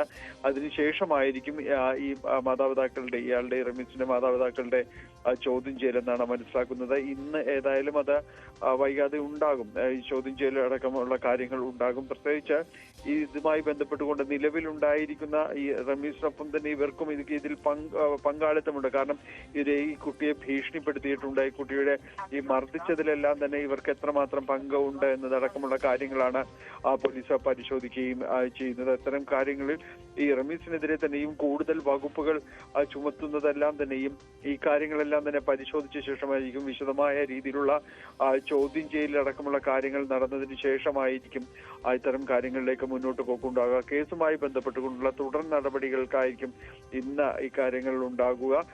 ഇതിൽ ഇന്നലെ രാത്രി തന്നെ റമീസിനെ ഇതിൽ റിമാൻഡ് ചെയ്തിരുന്നു. ഇവർ തമ്മിലുള്ളൊരു തർക്കം എന്തായിരുന്നു, എന്തുകൊണ്ടാണ് ഈ ആദ്യഘട്ടത്തിൽ ഇവർ മുന്നോട്ട് പോയിരുന്നു, മതപരിവർത്തനം അടക്കമുള്ള കാര്യങ്ങളുമായി ഇതുമായി ബന്ധപ്പെട്ടുകൊണ്ടുള്ള കാര്യങ്ങൾ ഒരു സമവായത്തിലേക്ക് എത്തിയിരുന്നു. പിന്നീട് അതിൽ നിന്ന് എന്തുകൊണ്ട് പെൺകുട്ടി പിറകോട്ട് പോയി, അതിനുള്ളൊരു കാരണങ്ങൾ എന്താണെന്നതടക്കമുള്ള കാര്യങ്ങൾ ഇവരുമായിട്ടുള്ള തർക്കത്തിലേക്ക് നയിച്ചു. അതായിരുന്നു പ്രധാനപ്പെട്ട തർക്കത്തിനുള്ളൊരു കാരണമെന്നാണ് മനസ്സിലാക്കുന്നത്. അപ്പോൾ എന്താണ് അതിൻ്റെ ഒരു യഥാർത്ഥ കാരണം എന്നതടക്കമുള്ള കാര്യങ്ങൾ പരിശോധിക്കുന്നു. റമീസിന്റെ ഫോൺ വിശദമായ ഫോറൻസിക് പരിശോധനയ്ക്ക് അടക്കം അയച്ചിട്ടുണ്ടായിരുന്നു. ഇപ്പോൾ ഈ കുട്ടിക്ക് മർദ്ദനമേക്കാനുള്ള കാരണങ്ങൾ, അതിൽ ഇവർക്കുള്ള പങ്ക്, കുടുംബത്തിനുള്ള പങ്ക് എത്രത്തോളമാണ് എന്നതടക്കമുള്ള കാര്യങ്ങളാണ് കൂടുതലായും തന്നെ പരിശോധിക്കുന്നത്. മതപരിവർത്തനത്തിന് ഇവർ വല്ലാതെ തന്നെ നിർബന്ധിച്ചിരുന്നു എന്നതടക്കമുള്ള ഒരു വിവരങ്ങൾ കൂടി പോലീസിന് ലഭിക്കുന്നുണ്ട്. ഇത് ഏതായാലും പോസ്റ്റ്മോർട്ടം റിപ്പോർട്ടിന്റെ വിശദാംശങ്ങൾ കൂടി പരിശോധിച്ച ശേഷമായിരിക്കും ഇയാളുടെ മാതാപിതാക്കളെ അടക്കം ചോദ്യം ചെയ്യുന്നത്. ശരി, ഡാനി പോളാണ് വിവരങ്ങൾ നൽകിയത്. റിസോർട്ട് വിവാദത്തിൽ പി ജയരാജനെ വിടാതെ പി ജയരാജൻ പരാതിയിൽ എന്ത് നടപടിയെന്നായിരുന്നു ജയരാജന്റെ ചോദ്യം. കഴിഞ്ഞ CPM സംസ്ഥാന സമിതി യോഗത്തിലാണ് ആരോപണങ്ങളിൽ നടപടി ആവശ്യം ആവർത്തിച്ചത്. പാർട്ടി പരിശോധിച്ചു വരുന്നെന്നായിരുന്നു സംസ്ഥാന സെക്രട്ടറി MP ഗോവിന്ദന്റെ മറുപടി. VV അരുൺ വിവരങ്ങളുമായി ചേരുന്നു. അരുൺ, ഈ പി ജയരാജൻ ഇപ്പോൾ ചോദിക്കുന്നത് വൈദേഹം റിസോർട്ടുമായി ബന്ധപ്പെട്ട കാര്യങ്ങളുടെ നിജസ്ഥിതിയാണല്ലോ. പക്ഷേ ഇത് നേരത്തെ തന്നെ പി ജയരാജൻ പാർട്ടിയിൽ വിശദീകരിച്ചതുമാണല്ലോ. ഈ 2 വർഷത്തിന് മുൻപ് നടന്ന സംഭവമാണ്. വീണ്ടും ജയരാജൻ ഈ ചോദ്യം ആവർത്തിക്കേണ്ട സാഹചര്യം അതെന്തായിരുന്നു അരുൺ? ഭവ്യ, കോടിയേരി ബാലകൃഷ്ണൻ CPM സംസ്ഥാന സെക്രട്ടറി ആയിരിക്കുകയാണ് വിവാദം. ഈ വിഷയം ആദ്യം പി ജയരാജൻ സംസ്ഥാന സമിതിയിൽ ഉന്നയിച്ചത്. പിന്നീട് 2022 അവസാനം MP ഗോവിന്ദൻ സംസ്ഥാന സെക്രട്ടറി വന്ന ശേഷം തെറ്റുതിരുത്തൽ രേഖയുടെ ചർച്ച നടക്കുമ്പോൾ ഈ തെറ്റുതിരുത്തൽ പ്രവർത്തകർക്ക് മാത്രം മതിയോ, നേതാക്കളുടെ തെറ്റും തിരുത്തണ്ടേ? പി ജയരാജനെതിരെ ഇത്തരം ഒരു ആരോപണമുണ്ട്. വൈദേഹം എന്ന റിസോർട്ട് അദ്ദേഹത്തിൻ്റെതാണെന്ന് പറഞ്ഞു. എങ്ങനെയാണ് അദ്ദേഹത്തിന് ഈ റിസോർട്ട് വാങ്ങാൻ കഴിഞ്ഞത്? അങ്ങനെയെങ്കിൽ എന്താണ് അതിന്റെ സ്രോതസ്? പി ജയരാജൻ വിശദീകരിക്കണം. അദ്ദേഹത്തിന് നടപടി വേണമെന്ന ആവശ്യമാണെന്ന് പി ജയരാജൻ ഉന്നയിച്ചത്. പിന്നീട് പലതവണ അദ്ദേഹം ഈ കമ്മിറ്റിക്കാരെ ഉന്നയിച്ചിരുന്നു. കാര്യങ്ങൾ അന്വേഷണം നടക്കുകയാണ് എന്നാണ് MP ഗോവിന്ദൻ വ്യക്തമാക്കിയത്. പി ജയരാജനാകട്ടെ അക്കാലത്ത് പാർട്ടിയിൽ വിശദീകരണം നൽകുകയും ചെയ്തതാണ്. തനിക്ക് തന്റെ സ്വത്തല്ലാതെ അതൊരു സൊസൈറ്റിയുടെ ഒരു സഹകരണ സംഘത്തിന് കീഴിൽ തുടങ്ങിയ റിസോർട്ടാണ്. അത് പിന്നീട് മറ്റാളുകൾ, തന്റെ ഭാര്യ അടക്കമുള്ള ആളുകൾക്ക് ഓഹരിയുണ്ട്. അതിനപ്പുറത്തേക്ക് തനിക്കതുമായി ബന്ധവുമില്ല എന്ന് പി ജയരാജൻ വ്യക്തമാക്കിയതാണ്. പക്ഷേ ഇപ്പോഴും പി ജയരാജൻ വിഷയത്തിൽ നിന്ന് പിന്മാറുന്നില്ല. താൻ ഉന്നയിച്ച ആരോപണത്തിൽ എന്ത് നടപടിയാണ് സ്വീകരിച്ചതെന്ന് അറിയണമെന്നായിരുന്നു പി ജയരാജൻ കഴിഞ്ഞ ആഴ്ച ചേർന്ന സംസ്ഥാന സമിതി യോഗത്തിലും ഉന്നയിച്ചത്. അതുപോലെ ഈ പരാതിയിൽ കത്തിൽ അന്വേഷണം നടക്കുന്നു, പാർട്ടി പരിശോധിക്കുന്നുണ്ട്, വിശദമായി തന്നെ പരിശോധിക്കുന്നുണ്ട് മറുപടിയാണ് MP ഗോവിന്ദൻ നൽകിയത്. പി ജയരാജനും പി ജയരാജനുമായുള്ള ഈ പാർട്ടി ഒരേ പാർട്ടിയിലുള്ള നേതാക്കളാണെങ്കിൽ പോലും അവർ തമ്മിലുള്ള തർക്കങ്ങളും ശത്രുതയും വളരെ പ്രസിദ്ധമാണ്. അതിന്റെ ഭാഗമായാണ് പിക്കെതിരെ ഇത്തരമൊരു ആരോപണം ഇപ്പോഴും ശക്തമായി തന്നെ പി ജയരാജൻ ഉന്നയിക്കുന്നത്. അതിൽ നിന്ന് അദ്ദേഹം പിന്മാറാൻ തയ്യാറല്ല. MP ഗോവിന്ദനെതിരെ ആരോപണം ഉയർന്ന ഈ ജോർജിനെ സന്ദർശിച്ചു എന്നതുമായി ബന്ധപ്പെട്ട ആരോപണം ഉയർന്ന അതേ കമ്മിറ്റിയിലാണ്, അതേ ആ സംസ്ഥാനത്തിൽ തന്നെയാണ് പി ജയരാജൻ പി ജയരാജനെതിരെയും ഇത്തരം ഒരു ആരോപണം ഉന്നയിച്ചത്. 2 നേതാക്കൾക്കെതിരെ 2 ഗുരുതരമായ ആരോപണമാണ് അന്ന് MP ഗോവിന്ദന്റെ പേരെടുത്ത് പറയാതെയും പി ജയരാജന്റെ പേരെടുത്ത് പറഞ്ഞുമാണ് അന്ന് പി ജയരാജൻ ഈ ആരോപണങ്ങൾ ഉന്നയിച്ചത്. ശരി, VV അരുണാണ് വിവരങ്ങൾ നൽകിയത്. ജി സുധാകരനെതിരായ അശ്ലീല പരാമർശത്തിൽ CPM ലോക്കൽ കമ്മിറ്റി അംഗം അറസ്റ്റിൽ. അമ്പലപ്പുഴ കിഴക്ക് ലോക്കൽ കമ്മിറ്റി M മിഥുനെയാണ് അറസ്റ്റ് ചെയ്തത്. രമേശ് ചെന്നിത്തലയുടെ ലഹരി വിരുദ്ധ ക്യാമ്പയിനെ പ്രശംസിച്ചതിനായിരുന്നു അധിക്ഷേപം. ശരണ്യ സ്നേഹജൻ വിവരങ്ങളുമായി ചേരുന്നു. ശരണ്യ, വിശദാംശങ്ങൾ. കഴിഞ്ഞ ദിവസം ആലപ്പുഴയിൽ നടന്ന സംസ്ഥാനത്തൊട്ടകയും പ്രത്യേകിച്ച് ആലപ്പുഴയിൽ രമേശ് ചെന്നിത്തലയുടെ നേതൃത്വത്തിൽ നടന്ന ലഹരി വിരുദ്ധ ക്യാമ്പയിനെ അനുകൂലിച്ചുകൊണ്ടുള്ള ആശംസ അർപ്പിച്ചുകൊണ്ടുള്ള ഒരു പോസ്റ്റ് ജി സുധാകരൻ തന്റെ ഫേസ്ബുക്കിൽ ഇട്ടിരുന്നു. അദ്ദേഹം പറഞ്ഞത് കാലത്തിന് അനിവാര്യമായ രീതിയിലുള്ള ഒരു പരിപാടിയാണ് സംഘടിപ്പിക്കപ്പെട്ടതെന്നുള്ളതാണ്. നമുക്കറിയാം വിവിധ CPM-മായി ബന്ധപ്പെട്ട് തന്നെ വി ശിവൻകുട്ടി MLA, മുഖ്യമന്ത്രി അടക്കമുള്ള ആളുകൾ ഈ കോൺഗ്രസ് നേതൃത്വത്തിൽ നടന്ന ഈ ക്യാമ്പയിനെ പ്രശംസിച്ചിരുന്നു. എന്നാൽ ജി സുധാകരനെതിരെ മാത്രം മോശം കമന്റുകൾ ഫേസ്ബുക്കിൽ പ്രത്യക്ഷപ്പെട്ടു എന്നുള്ളതാണ്. അദ്ദേഹം ഈ പോസ്റ്റ് ഇട്ടതിന് തൊട്ട് താഴെയായി വന്നാണ് വളരെ മോശമായ രീതിയിൽ അസഭ്യം പറഞ്ഞുകൊണ്ട് അമ്പലപ്പുഴ ലോക്കൽ കമ്മിറ്റി അംഗം കൂടിയായിട്ടുള്ള മിഥുൻ ഇത്തരത്തിലൊരു കമന്റ് രേഖപ്പെടുത്തിയത്. തുടർന്ന് താൻ ഈ വിഷയം അതിൽ അദ്ദേഹത്തെ അസഭ്യം ഉൾപ്പെടെ വിളിച്ചിരുന്നു. തുടർന്ന് ആണ് ഈ പരാതി പുന്നപ്ര പോലീസിൽ ജി സുധാകരൻ നൽകുന്നത്. ഇന്നലെ ഇതുമായി ബന്ധപ്പെട്ട മിഥുനെ പുന്നപ്ര പോലീസ് അറസ്റ്റ് രേഖപ്പെടുത്തി അതിനുശേഷം വിട്ടയച്ചിട്ടുണ്ട്. ഒപ്പം തന്നെ മിഥുന്റെ ഫോൺ പോലീസിന്റെ കസ്റ്റഡിയിലാണ് ഇപ്പോഴും. ശരി, ശരണ്യ സ്നേഹജനാണ് വിവരങ്ങൾ നൽകിയത്. ധർമ്മസ്ഥലയിൽ GPR സാങ്കേതികവിദ്യ ഉപയോഗിച്ചുള്ള തെരച്ചിൽ ഇന്ന് മുതൽ ആരംഭിക്കും. പോയിന്റ് 13-ലായിരിക്കും വിശദമായ പരിശോധന. ഇന്ത്യ പാക് അതിർത്തിയിൽ ഉപയോഗിക്കുന്ന അത്യാധുനിക GPR സാങ്കേതിക വിദ്യയാണ് ധർമ്മസ്ഥലയിൽ എത്തിച്ചിട്ടുള്ളത്. ഭൂഗർഭ തുരങ്കങ്ങൾ വഴിയുള്ള നുഴഞ്ഞുകയറ്റം കണ്ടെത്തുന്നതിന് അതിർത്തിയിൽ BSF ഉപയോഗിക്കുന്ന അതേ സംവിധാനമാണിതെന്ന് ആഭ്യന്തര മന്ത്രാലയം വ്യക്തമാക്കി. തിരച്ചിൽ കൂടുതൽ ദുഷ്കരമായ സാഹചര്യത്തിലാണ് ഏറ്റവും നൂതനമായ GPR സാങ്കേതിക വിദ്യയുടെ സഹായം SIT തേടിയത്. വളരെ പ്രധാനപ്പെട്ട ഘട്ടത്തിലേക്ക് അവിടുത്തെ അന്വേഷണം ധർമ്മസ്ഥലയിൽ അന്വേഷണം കടക്കുന്നു എന്നതിന്റെ സൂചനയാണിപ്പോൾ മനസ്സിലാക്കാൻ സാധിക്കുന്നത്. KV ബൈജു വിവരങ്ങളുമായി ചേരുന്നു. ബൈജു, ധർമ്മസ്ഥലയിൽ കളി മാറുന്നു എന്ന് വളരെ വ്യക്തമായി മനസ്സിലാക്കാം. അത്യാധുനികമായ സംവിധാനങ്ങൾ ഉപയോഗിച്ചുകൊണ്ട്, നൂതന സംവിധാനങ്ങൾ ഉപയോഗിച്ചുകൊണ്ടുള്ള തിരച്ചിൽ തുടങ്ങുകയാണ്. അത്രമാത്രം ആഴത്തിൽ ചെന്ന് കുഴിച്ചിട്ട സത്യങ്ങളൊക്കെ പുറത്തു കൊണ്ടുവരാൻ ഇനി മുതൽ വളരെ വേഗം സാധിക്കും എന്നതിന്റെ വ്യക്തമായ വിവരങ്ങളാണ് ലഭ്യമാകുന്നത്, അല്ലേ?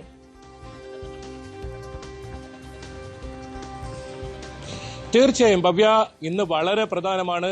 ധർമ്മസ്ഥല കൂട്ടക്കൊലപാതക വെളിപ്പെടുത്തലിൽ ഏറ്റവും പ്രധാന ദിവസം എന്ന് പറയേണ്ടി വരും. കാരണം ഗ്രൗണ്ട് പെനട്രേറ്റിംഗ് റഡാർ സംവിധാനം ധർമ്മസ്ഥലയിൽ എത്തിച്ചിരിക്കുന്നു. ഇന്നലെ അതിന്റെ ടെസ്റ്റ് നടന്നിരിക്കുന്നു. ഇന്ന് 13-ാം പോയിന്റിൽ ഒളിഞ്ഞിരിക്കുന്ന, മണ്ണിനടിയിൽ ഒളിഞ്ഞിരിക്കുന്ന രഹസ്യമെന്ത്, അത് കൃത്യമായി ഇന്ന് മനസ്സിലാക്കാൻ സാധിക്കും. അതുതന്നെയാണ് ഇന്ന് SITയുടെ ലക്ഷ്യവും. എന്തായാലും കഴിഞ്ഞ ദിവസങ്ങളിലെല്ലാം വലിയ പ്രതികൂലമായ സാഹചര്യം ഉണ്ടായിരുന്നു. ഈ നേത്രാവതി പുഴയുടെ തീരത്തൊക്കെ വലിയ തോതിൽ വെള്ളം കയറുന്ന, അല്ലെങ്കിൽ കുടിച്ചു പരിശോധിക്കാൻ കഴിയാത്ത ഒരു സാഹചര്യം ഉണ്ടായിരുന്നു. അത്തരം ഒരു ഘട്ടത്തിലാണ് ഈ GPR സംവിധാനം ഇവിടെ എത്തിച്ചത്. അതായത് അതിർത്തി മേഖലകളിലൊക്കെ നുഴഞ്ഞുകയറ്റക്കാരെ, ഭൂഗർഭ തുരങ്കമുണ്ടാക്കി നുഴഞ്ഞുകയറ്റക്കാരെ കണ്ടുപിടിക്കാൻ പോലും കഴിയുന്ന അത്തരത്തിലുള്ള ആധുനിക സംവിധാനങ്ങളോടുള്ള അമേരിക്കൻ നിർമ്മിത ഡ്രോൺ റഡാർ സംവിധാനമാണ് ഇപ്പോൾ എത്തിച്ചിട്ടുള്ളത്. എന്തായാലും ഇതിൽ 8ഓളം മൃതദേഹങ്ങൾ ഇവിടെ ഈ നേത്രാവതി പുഴയുടെ തീരത്ത് കുഴിച്ചിട്ടിട്ടുണ്ടെന്നാണ് സാക്ഷി വെളിപ്പെടുത്തിയിരിക്കുന്നത്. അതുകൂടാതെ 6ഓളം പേർ ഇത്തരത്തിൽ ഇത് കുഴിച്ചിടുന്നത് കണ്ടു എന്ന വെളിപ്പെടുത്തലുമായി രംഗത്ത് വന്ന സാഹചര്യം കൂടിയുണ്ട്. അതാണ് 13-ാം പോയിന്റിലെ സസ്പെൻസ് എന്താണെന്ന് അറിയാനുള്ളത്. കഴിഞ്ഞ ദിവസങ്ങളിലെല്ലാം ഇവിടെ പരിശോധന നടത്താൻ ശ്രമം നടന്നിരുന്നു. പക്ഷേ പ്രായോഗികമായ ബുദ്ധിമുട്ടുള്ളതുകൊണ്ട് തന്നെ അത്തരത്തിൽ അവിടെ പരിശോധന നടത്താതെ പുതിയ ഇടങ്ങളിലായിരുന്നു പരിശോധന ഉണ്ടായിരുന്നത്. 13-ാം പോയിന്റ് മാർക്ക് ചെയ്ത് ദിവസങ്ങളോളം പോലീസ് കാവൽ ഏർപ്പെടുത്തിയ ഒരു സ്ഥലമാണ്. ആ പോയിന്റിൽ ഇന്ന് പരിശോധന നടത്തുകയാണ്. ഏതായാലും 10-ഓടുകൂടി തന്നെ ശുചീകരണ തൊഴിലാളിയെ കൊണ്ട് SIT ഉദ്യോഗസ്ഥർ എത്തുമെന്നാണ് നമുക്ക് മനസ്സിലാക്കാൻ സാധിക്കുന്നത്. ബെൽത്തങ്ങാടി ഓഫീസിൽ 10 മണിയോടുകൂടി ശുചീകരണ തൊഴിലാളി എത്തും. പിന്നീട് ഇവിടെ എത്തി ഈ പരിശോധന നടത്തും. വിശദമായൊരു പരിശോധനയാണ് SIT ഉദ്ദേശിക്കുന്നത്. അതോടൊപ്പം ക്ഷേത്ര നഗരിയിലെ ഈ ബാഹുബലി ഹിൽസിൽ കഴിഞ്ഞ ദിവസം പരിശോധന നടത്തിയിരുന്നു. പക്ഷെ അവിടെ 8 അടിയോളം ഉയരത്തിൽ മണ്ണും അതുപോലെ തന്നെ മറ്റു വസ്തുക്കളും ഇട്ട് തെളിവ് നശിപ്പിക്കാനുള്ള ശ്രമമുണ്ടെന്ന് അഭിഭാഷകർ ആരോപിച്ച സ്ഥലമാണത്. അവിടെ ഈ റഡാർ സംവിധാനം ഉപയോഗിച്ചുള്ള പരിശോധന ഉണ്ടാകുമെന്നും ഇപ്പോൾ വ്യക്തമാവുന്നുണ്ട്. ഏതായാലും കൂടുതൽ ഇടങ്ങളിൽ ഈ GPR സംവിധാനം ഉപയോഗിച്ചുള്ള പരിശോധന, പിന്നീട് കൃത്യമായ സ്ഥാനം കണ്ടെത്തി അവിടെ കുഴിച്ച് പരിശോധിക്കുക, അങ്ങനെ മൃതദേഹാവശിഷ്ടങ്ങൾ പുറത്തെടുക്കാനുള്ള SIT അങ്ങനെ ഒരു പദ്ധതിയാണ് ഇപ്പോൾ ഇട്ടിട്ടുള്ളത്. ശുചീകരണ തൊഴിലാളിയെ കൊണ്ട് 11 മണിയോടുകൂടി ഈ ഒരു സ്ഥലത്തെത്തും. 13-ാം പോയിന്റ് നമ്മൾ കഴിഞ്ഞ ദിവസങ്ങളിലൊക്കെ ചൂണ്ടിക്കാട്ടിയ അവിടെ തത്സമയ സംപ്രേഷണം അവിടെ നിന്നും നൽകിയ ഒരു സ്ഥലമാണ്. അവിടെ പരിശോധന വളരെ നിർണായകമാണ്. എന്തായാലും ഇന്ന് കൂടുതൽ തെളിവുകൾ ലഭിക്കുമെന്ന് തന്നെയാണ് ഈ SIT പ്രതീക്ഷിക്കുന്നത്. ഏതായാലും SITക്ക് പൂർണ്ണ പിന്തുണ സർക്കാർ നൽകുന്നു എന്നതിന്റെ മറ്റൊരു ഉദാഹരണം കൂടിയാണ് ഇത്തരത്തിലുള്ള ആധുനിക സംവിധാനങ്ങളൊക്കെ ധർമ്മസ്ഥലയിൽ എത്തിക്കുന്നു എന്നത്. കൂടുതൽ തെളിവുകൾ ശേഖരിച്ച് ആദ്യഘട്ട അന്വേഷണത്തിന്റെ പൂർണ്ണമായ ഒരു റിപ്പോർട്ട് അത് കോടതിയിൽ സമർപ്പിക്കാൻ ഒരുങ്ങുകയാണ്. എന്തായാലും അതിന്റെ ആദ്യഘട്ട ഇതിന്റെ തെരച്ചിലിന്റെ അവസാന നിമിഷത്തിലേക്ക് എത്തുന്നു എന്ന് വേണം ഇതിൽ പറയാൻ. 13 സ്ഥലങ്ങളിലാണ് മാർക്ക് ചെയ്തിട്ടുള്ളത്. അതിൽ ഏറ്റവും ഒടുവിലെത്തുന്നതാണ് ഈ സ്നാനഘട്ടിക്ക് സമീപം ശുചീകരണ തൊഴിലാളി വർഷങ്ങളോളം ജോലി ചെയ്തിരുന്ന സ്ഥലം. ആ സ്ഥലത്താണ് ഇന്ന് പരിശോധന നടക്കുന്നത്. ഇവിടുത്തെ പരിശോധന വളരെ പ്രധാനമാണ്. അത് കഴിഞ്ഞ ദിവസങ്ങളിലൊക്കെ ഈ ശുചീകരണ തൊഴിലാളി വ്യക്തമാക്കിയിരുന്നു അവിടെ കൂടുതൽ മൃതദേഹങ്ങളുണ്ട്, അവിടെ പരിശോധന നടത്തണമെന്ന്. കുഴിച്ചു പരിശോധന ഒരു തരത്തിലും പ്രായോഗികമല്ലാത്തൊരു സ്ഥലത്താണ് ഇങ്ങനെ ഒരു സംവിധാനം എത്തിക്കുന്നത്. തുടക്കത്തിൽ തന്നെ ഗ്രൗണ്ട് പെനട്രേറ്റിംഗ് റഡാർ സംവിധാനം ധർമ്മസ്ഥലയിൽ എത്തിക്കണമെന്ന ആവശ്യം ഉയർന്നിരുന്നു. അതാണിപ്പോൾ ഇവിടെ എത്തിച്ചിരിക്കുന്നത്. ഇന്നലെ ഇതിന്റെ പരീക്ഷണ പറത്തലൊക്കെ നടത്തി. അതോടൊപ്പം ഇവിടെ ഉണ്ടായിരുന്ന കാടുകളൊക്കെ വെട്ടിത്തെളിച്ച് വൃത്തിയാക്കി വെച്ചിട്ടുണ്ട്. 10-ഓടുകൂടി തന്നെ പരിശോധന നടക്കും. ഇന്ന് വൈകുന്നേരത്തിനുള്ളിൽ നിർണായകമായ ഒരു ട്വിസ്റ്റ് ഇതിൽ ധർമ്മസ്ഥല ഈ കേസിൽ സംഭവിക്കുമെന്ന് തന്നെയാണ് ഈ SIT ഉദ്യോഗസ്ഥർ കരുതുന്നത്. അത്തരത്തിലുള്ള ഒരു പരിശോധന ഇന്നുണ്ടാകും. ഒപ്പം നേരത്തെ സൂചിപ്പിച്ചതുപോലെ തന്നെ ക്ഷേത്ര ഭൂമിയിലെ ആ സ്ഥലം, അവിടെ 2 മൃതദേഹങ്ങളാണ് കുഴിച്ചിട്ടിട്ടുള്ളത്. അതായത് മധുവിധു ആഘോഷിക്കാനെത്തിയ വധുവരന്മാരെയാണ് കൊലപ്പെടുത്തി കുഴിച്ചിട്ടുള്ളത്. അത് ഈ ശുചീകരണ തൊഴിലാളി തന്നെയാണ് അവിടെ ഇത്തരത്തിൽ മൃതദേഹം അടക്കം ചെയ്തത്. ആ സ്ഥലത്ത് കഴിഞ്ഞ ദിവസം ചെറിയ JCB ഉപയോഗിച്ച് പരിശോധന നടത്തിയപ്പോൾ അത് പ്രായോഗികമല്ല എന്നുകൊണ്ട് പരിശോധന നിർത്തിവെക്കുകയായിരുന്നു. അവിടെയും ഈ റഡാർ പരിശോധന നടത്തുന്നതോടെ കൂടുതൽ തെളിവുകൾ പുറത്തുവരും. വനമേഖലയോട് ചേർന്ന പ്രദേശത്തും ഇത്തരത്തിൽ മൃതദേഹങ്ങൾ നിരവധി ഇടങ്ങളിൽ കുഴിച്ചിട്ടിട്ടുണ്ട്. അങ്ങനെയുള്ള ഇടങ്ങളിലും റഡാർ പരിശോധന ഉണ്ടാവും. ഏതായാലും ഇന്ന് 13-ാം പോയിന്റ് കേന്ദ്രീകരിച്ചാണ് പരിശോധന എന്ന് SIT വ്യക്തമാക്കിയിട്ടുണ്ട്. ആ 13-ാം പോയിന്റിൽ ഒളിഞ്ഞിരിക്കുന്ന സസ്പെൻസ് എന്താണ്, അത് വൈകാതെ തന്നെ വരും മണിക്കൂറുകളിൽ നമുക്ക് അറിയാൻ സാധിക്കും. ഭവ്യ. ശരി, KV ബൈജു ആണ് വിവരങ്ങൾ നൽകിയത്. നിമിഷപ്രിയ കേസിൽ കൊല്ലപ്പെട്ട തലാലിന്റെ സഹോദരനെ തള്ളി യമൻ ആക്ടിവിസ്റ്റ് സർഹാൻ ഷംസാൻ അൽ വിസ്വാബി.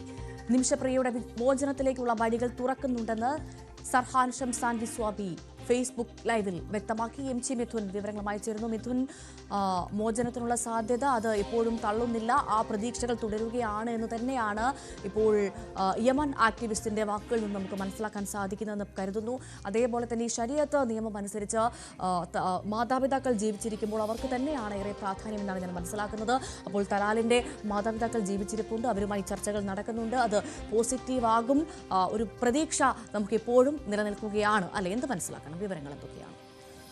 ഭവ്യ, നിമിഷപ്രിയയുടെ മോചനവുമായി ബന്ധപ്പെട്ട് ചില ആശ്വാസകരമായിട്ടുള്ള വാർത്തകൾ തന്നെയാണ് പുറത്തു വരുന്നത്. കാരണം നേരത്തെ ഈ തലാലിൻ്റെ സഹോദരൻ ചില ആരോപണങ്ങളുമായി രംഗത്ത് വന്നിരുന്നു. പക്ഷേ ഈ ആരോപണങ്ങളൊന്നും തന്നെ ശരിയല്ല എന്ന് തെളിയിക്കുന്ന തരത്തിലാണ് ഇപ്പോൾ ഈ Talal action council spokesperson കൂടിയായിരുന്ന Yemen activist Sarhan Shamsan Al Wisabi Facebook പോസ്റ്റിലൂടെ വ്യക്തമാക്കുന്നത്. അതായത് നിലവിലെ സാഹചര്യത്തിൽ ഈ മതപണ്ഡിതന്മാരുടെ ഉന്നത ഇടപെടലിലൂടെ വധശിക്ഷ റദ്ദായിട്ടുണ്ട് എന്ന് അദ്ദേഹം വ്യക്തമാക്കുന്നു. മറ്റൊന്ന്, നിമിഷപ്രിയയുടെ മോചനത്തിലേക്കുള്ള വഴികൾ, അതിൻ്റെ സാധ്യതകൾ തുറന്നു വരുന്നു എന്നുള്ളതാണ് ഈ ചർച്ചകളിലുടനീളം മനസ്സിലാക്കാൻ സാധിക്കുന്നത്. അത്തരത്തിലുള്ള സാധ്യതകൾ തന്നെയാണ് കാണാൻ സാധിക്കുന്നത്. പക്ഷേ നിരവധി തവണ ഈ തലാലിൻ്റെ സഹോദരൻ വലിയ ആരോപണങ്ങളുമായി ഫേസ്ബുക്ക് പോസ്റ്റിലൂടെ രംഗത്ത് വരുന്നൊരു പശ്ചാത്തലമുണ്ടായിരുന്നു. അത് വലിയ രീതിയിൽ തെറ്റിദ്ധാരണകൾ ഉണ്ടാക്കുകയും ചെയ്തു. അതായത് ഈ നേരത്തെ ഭവ്യ സൂചിപ്പിച്ച പോലെ തന്നെ മാതാപിതാക്കൾ ജീവിച്ചിരിക്കുന്ന സാഹചര്യത്തിൽ അവരുമായിട്ടുള്ള, അതായത് തലാലിൻ്റെ പിതാവുമായി കേന്ദ്രീകരിച്ച് മതപണ്ഡിതന്മാർ ഇപ്പോൾ കൂടിയാലോചനകൾ നടത്തുകയാണ്. അതിൻ്റെ ഒരു പോസിറ്റീവ് വശത്തിലേക്ക് കാര്യങ്ങൾ എത്തുന്നു എന്നുള്ളതാണ്. കൂടുതൽ മോചനത്തിലേക്ക് അടുത്ത് വരുന്ന സ്ഥിതിവിശേഷത്തിലേക്ക് എത്തുന്നു. ഒരു വശത്ത് സങ്കീർണമായ ഒരു സ്ഥിതിവിശേഷമുള്ളത് ഈ തലാലിൻ്റെ സഹോദരൻ്റെ ചില വാദങ്ങളാണ്, അതാണ് തടസ്സമായി നിൽക്കുന്നത്. പക്ഷേ ഈ പിതാവിനെ അനുനയിപ്പിച്ചതിന് ശേഷം ആ ഒരു പവർ ഓഫ് അറ്റോർണി ഉപയോഗിച്ചുകൊണ്ട് കോടതിയിലേക്ക് പോകാനും ഈ തടസ്സവാദങ്ങളെ മറികടക്കാനുമുള്ള ഒരു നീക്കമാണ് ഇപ്പോൾ നടക്കുന്നത് എന്നുള്ളതാണ്. അത്തരത്തിലുള്ള വിവരങ്ങൾ കൂടി ഒരു ഘട്ടത്തിൽ പുറത്തു വരുന്നുണ്ട്. പക്ഷേ ഈ ആക്ടിവിസ്റ്റ് മറ്റൊരു പ്രധാനപ്പെട്ട കാര്യം കൂടി പറഞ്ഞു വെക്കുന്നുണ്ട്. അതായത് ഈ ശരീഅത്ത് നിയമപ്രകാരം ഈ ഒരു പ്രതികാര നടപടി എന്ന രീതിയിൽ വധശിക്ഷ നൽകണമെന്ന് തന്നെയാണ് തൻ്റെ ആഗ്രഹം. പക്ഷേ ഇപ്പോൾ നടക്കുന്ന കാര്യങ്ങൾ സംബന്ധിച്ച് അത് നിമിഷപ്രിയയുടെ മോചനം സാധ്യമാകുന്ന തരത്തിലേക്കാണ് കാര്യങ്ങൾ പോകുന്നത് എന്നും കൂടി അദ്ദേഹം ഈ FB പോസ്റ്റിൽ വ്യക്തമാക്കുന്നുണ്ട്. മറ്റൊന്ന്, ഈ സാങ്കേതികതകൾ മറികടന്നതിന് ശേഷം, ഈ തടസ്സങ്ങളെല്ലാം മറികടന്നതിന് ശേഷം ഉടൻ തന്നെ ഈ മോചനവുമായി ബന്ധപ്പെട്ട ഉത്തരവിറങ്ങാനുള്ള ഒരു സാധ്യതയാണ് കാണാൻ സാധിക്കുന്നത്. ഒപ്പം തന്നെ ഈ മലയാളം വാർത്തകളും മറ്റും ചിലർ ഈ തലാലിൻ്റെ സഹോദരൻ ഫത്താഖ് മഹദിക്ക് കൃത്യമായി എത്തിച്ചു കൊടുക്കുകയും ഒപ്പം തന്നെ പ്രകോപിപ്പിക്കുകയും ചെയ്യുന്നുണ്ട്. അതിൻ്റെ അനന്തരഫലമായാണ് ഈ നിരന്തരം ഇതിനെതിരെ രംഗത്ത് ഈ തലാലിൻ്റെ സഹോദരൻ വരുന്നത് എന്നുള്ള കാര്യം കൂടി അദ്ദേഹം ചൂണ്ടിക്കാണിക്കുന്നുണ്ട്. അതായത് ഈ മതപണ്ഡിതരുടെ, അതായത് കാന്തപുരത്തിൻ്റെ ഇടപെടലിലൂടെ ഈ മതപണ്ഡിതർ നടത്തിയ, സുഫി മതപണ്ഡിതർ നടത്തിയ ആ ഇടപെടൽ ഫലം കാണുന്നു എന്ന് തന്നെ വേണം നമുക്ക് ഇദ്ദേഹത്തിൻ്റെ ഈ ഫേസ്ബുക്കിൽ അദ്ദേഹം നടത്തിയ ഈ വീഡിയോ സന്ദേശത്തിലൂടെ നമുക്ക് മനസ്സിലാക്കാൻ സാധിക്കുന്നത്. അങ്ങനെ മോചനം ഇനി അകലെയല്ല എന്നുള്ള വളരെ ആശ്വാസകരമായിട്ടുള്ള വാർത്തകൾ തന്നെയാണ് പുറത്തു വരുന്നത്. ശരി, എം ജി മിഥുനാണ് വിവരങ്ങൾ. ദിയ കൃഷ്ണയുടെ സ്ഥാപനത്തിലെ സാമ്പത്തിക തട്ടിപ്പ് കേസിൽ അറസ്റ്റിലായ രണ്ടാം പ്രതിയുമായി തെളിവെടുപ്പ് പൂർത്തിയാക്കി ക്രൈംബ്രാഞ്ച്. QR കോഡ് മാറ്റി സ്ഥാപിച്ച് 40 ലക്ഷം രൂപ രണ്ടാം പ്രതിയായ യുവതി തട്ടിയെടുത്തതായാണ് അന്വേഷണ സംഘത്തിന്റെ കണ്ടെത്തൽ. തട്ടിയെടുത്ത പണം കൂട്ടുപ്രതികളായ സുഹൃത്തുക്കളുടെ അക്കൗണ്ടുകളിലേക്ക് വീതിച്ച് നൽകിയെന്നും സ്ഥാപനത്തിലെ മുൻ ജീവനക്കാരിയായ ദിവ്യ ഫ്രാങ്ക്ലിൻ ക്രൈംബ്രാഞ്ച് സംഘത്തോട് വെളിപ്പെടുത്തി.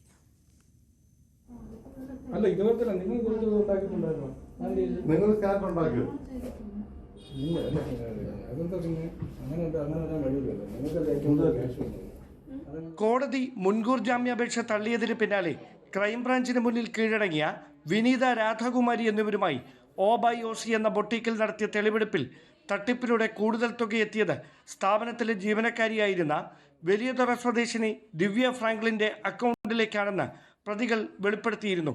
കേസിലെ രണ്ടാം പ്രതിയായ ദിവ്യയുടെ സാമ്പത്തിക ഇടപാടുകൾ കേന്ദ്രീകരിച്ച് ക്രൈംബ്രാഞ്ച് നടത്തിയ അന്വേഷണത്തിലാണ് 40 ലക്ഷം രൂപ ഇവരുടെ അക്കൗണ്ടിലേക്ക് എത്തിയതായി സ്ഥിരീകരിച്ചത്. തട്ടിയെടുത്ത പണം എന്ത് ചെയ്തെന്ന ചോദ്യത്തിന് യുവതിയുടെ മറുപടി ഇങ്ങനെ: പൈസ കിട്ടിയാൽ എന്താണ് സാധാരണ ചെയ്യുന്നത്? ഒരു 1500 രൂപ കിട്ടി, അപ്പം എന്ത് ചെയ്യും? അപ്പോൾ തന്നെ അതെങ്ങനെ ഗൂഗിൾ പേ ചെയ്തു? അതായത് ഇവിടുന്ന് കിട്ടിയത് നിങ്ങൾ എല്ലാവരും ഈക്വലായിട്ട് തന്നെയാണ്. ഈ ആർക്കാണ് കിട്ടുന്ന വെച്ചാൽ നിങ്ങൾ എങ്ങനെയാണ്?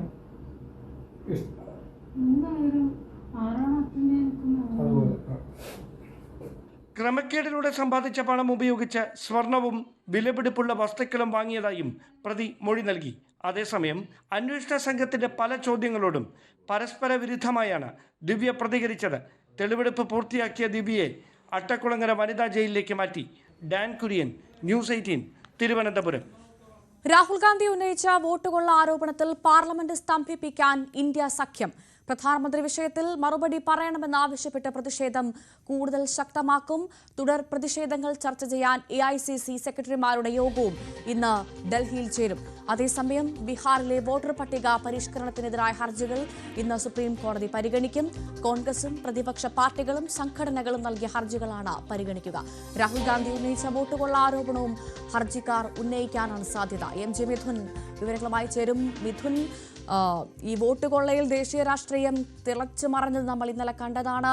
ഏറ്റവും പ്രധാനമായി ഇന്ത്യ സഖ്യത്തിലെ നേതാക്കന്മാരെ, അണികളെ എല്ലാവരെയും ഒറ്റക്കെട്ടായി ഒരേ മനസ്സോടുകൂടി തെരുവിലിറക്കാൻ ഇന്നലെ രാഹുൽ ഗാന്ധിക്ക് കഴിഞ്ഞു. അത് തുടരും പാർലമെന്റിലും എന്ന് മനസ്സിലാവുന്നു, അല്ലേ?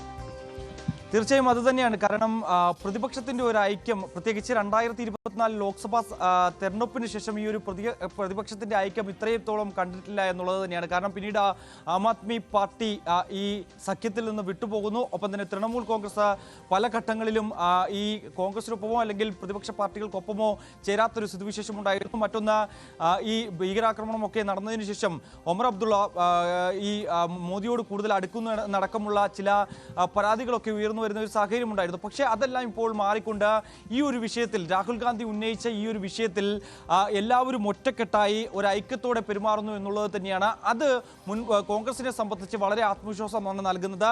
കാരണം ഈ ഐക്യം ഇങ്ങനെ മുന്നോട്ട് പോയാൽ മാത്രമേ ഏതെങ്കിലും തരത്തിൽ ഇനി ഭാവിയിലും ഉൾപ്പെടെ ഈ ഐക്യത്തിന്റെ ഒരു പ്രാധാന്യം ഏറ്റവും വിളിച്ചോതുന്ന കാലം കൂടിയാണ്. അതുകൊണ്ട് തന്നെ ബീഹാർ തെരഞ്ഞെടുപ്പ് വരെ, അതായത് ഇനി അടുത്ത നടക്കാൻ പോകുന്ന ബീഹാർ തെരഞ്ഞെടുപ്പ് വരെ ഈ വിഷയം ഇങ്ങനെ ഉയർത്തി കാണിക്കാൻ തന്നെയാണ് കോൺഗ്രസിന്റെ തീരുമാനം. ഇത് സംബന്ധിച്ച് തുടർ നടപടികളും ഒപ്പം തന്നെ ഇതിൽ ഏതൊക്കെ തരത്തിൽ ജനങ്ങളിലേക്ക് ഇറങ്ങിച്ചെന്നുകൊണ്ട് ജനങ്ങളെ ഇത് എങ്ങനെ ബോധ്യപ്പെടുത്താമെന്നടക്കമുള്ള കാര്യങ്ങൾ ചർച്ച ചെയ്യുന്നതിന് വേണ്ടി ഇന്ന് AICC സെക്രട്ടറിമാരുടെ യോഗവും വിളിച്ചു ചേർത്തിട്ടുണ്ട്. ഇതിൽ പ്രത്യേക ക്യാമ്പയിനുകൾ അടക്കം നടക്കാനുള്ള ഒരു തീരുമാനത്തിലേക്ക് കൂടി കോൺഗ്രസ് നേതൃത്വം നൽകുന്നുണ്ട്. മറ്റൊന്ന്, ബീഹാറിൽ ഈ മാസം 17-ന് തേജസ്വി യാദവിന്റെ ഒപ്പം രാഹുൽ ഗാന്ധി പങ്കെടുക്കുന്ന 10 ദിവസത്തെ പദയാത്രയ്ക്ക് കൂടി ഇപ്പോൾ പ്ലാൻ ചെയ്തിരിക്കുന്നു എന്നുള്ളത് തന്നെയാണ്. അതിന് ആ പദയാത്രയിൽ ഉടനീളം ഈ പ്രതിപക്ഷ നിരയിലെ ഇന്ത്യ സഖ്യത്തിലെ പ്രധാനപ്പെട്ട നേതാക്കളെല്ലാം തന്നെ പങ്കെടുക്കും. ഒപ്പം തന്നെ സെപ്റ്റംബർ 1-ന് നടക്കുന്ന ആ മഹാറാലിയിൽ, ആ മഹാറാലിയുടെ സമ്മേളനത്തിൽ ഈ പ്രതിപക്ഷ നിരയിലെ എല്ലാ പ്രധാനപ്പെട്ട എല്ലാ നേതാക്കളും ആ യോഗത്തിൽ ആ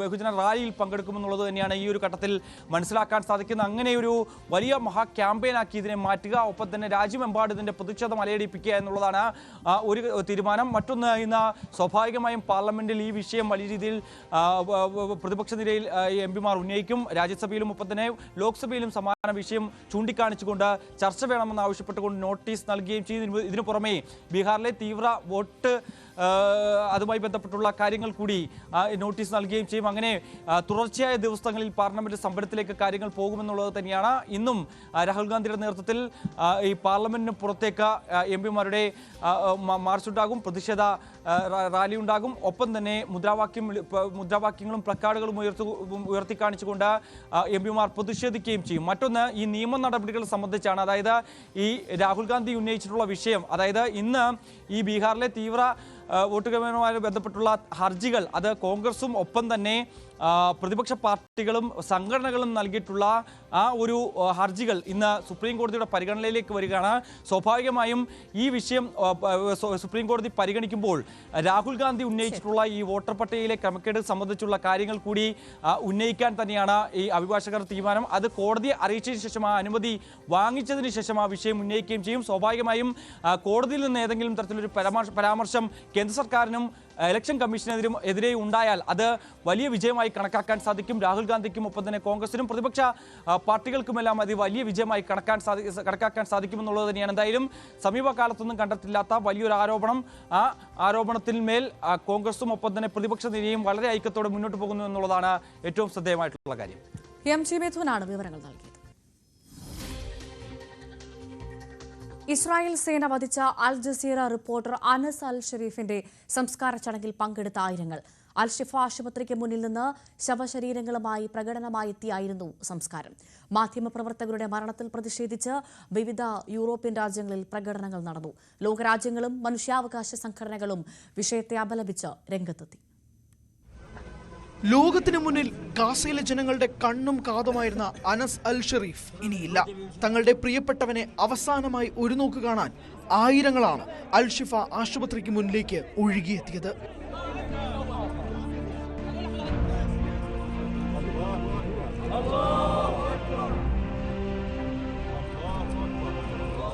കൊല്ലപ്പെട്ടവരുടെ ശവശരീരങ്ങളുമായി ജനങ്ങൾ പ്രകടനം നടത്തി.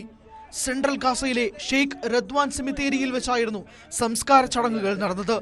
മാധ്യമപ്രവർത്തകരുടെ മരണത്തിൽ വിവിധ മനുഷ്യാവകാശ സംഘടനകൾ പ്രതിഷേധിച്ചു. ഇസ്രായേലിന്റേത് അന്താരാഷ്ട്ര മാനുഷിക നിയമത്തിന്റെ ലംഘനമാണെന്നും വിഷയത്തിൽ സ്വതന്ത്ര അന്വേഷണം വേണമെന്നും UN ആവശ്യപ്പെട്ടു. ഗാസയിൽ നൂറുകണക്കിന് മാധ്യമപ്രവർത്തകരെ കൊലപ്പെടുത്തിയതിന് പിന്നിലെ ഇസ്രായേൽ ലക്ഷ്യം വ്യക്തമാണെന്ന് UN മനുഷ്യാവകാശ സമിതി കുറ്റപ്പെടുത്തി. ചൈനയും യൂറോപ്യൻ യൂണിയനും ജർമ്മനിയും വിഷയത്തെ അപലപിച്ചു. ഇസ്രായേൽ മാധ്യമപ്രവർത്തകരെ ബോധപൂർവം ലക്ഷ്യമിടുന്നെന്ന് ഖത്തർ പ്രധാനമന്ത്രി ഷെയ്ഖ് മുഹമ്മദ് ബിൻ അബ്ദുൾ റഹ്മാൻ അൽ താനി ആരോപിച്ചു. മാധ്യമപ്രവർത്തകരുടെ മരണത്തിൽ വിവിധ യൂറോപ്യൻ നഗരങ്ങളായ ഓസ്ലോ, സ്റ്റോക്ക്ഹോം, ബെർലിൻ എന്നിവിടങ്ങളിൽ പ്രതിഷേധ പ്രകടനങ്ങൾ അരങ്ങേറി. നോർവേയിൽ ഒരു മാധ്യമപ്രവർത്തകൻ തന്റെ അന്താരാഷ്ട്ര പ്രസ് കാർഡ് കത്തിച്ച് പ്രതിഷേധിച്ചു. മാധ്യമപ്രവർത്തകരുടെ കൊലയിൽ മൗനം പാലിക്കുന്നതിനെതിരെ UK-യിലെ BBC ആസ്ഥാനത്തിന് മുന്നിലും വൻ പ്രതിഷേധം അരങ്ങേറി. തുടർന്ന് പ്രതിഷേധക്കാരെ പോലീസ് ബലം പ്രയോഗിച്ച് ഇവിടെ നിന്ന് നീക്കുകയായിരുന്നു. News desk, news 18. ഇനി ഇടവേളയ്ക്ക് ശേഷം വാർത്തകൾ വിശദമായി ചർച്ച ചെയ്യും. ന്യൂസ് 10-ൽ മഞ്ജുഷ് ഗോപാൽ ചേരും. നമസ്കാരം.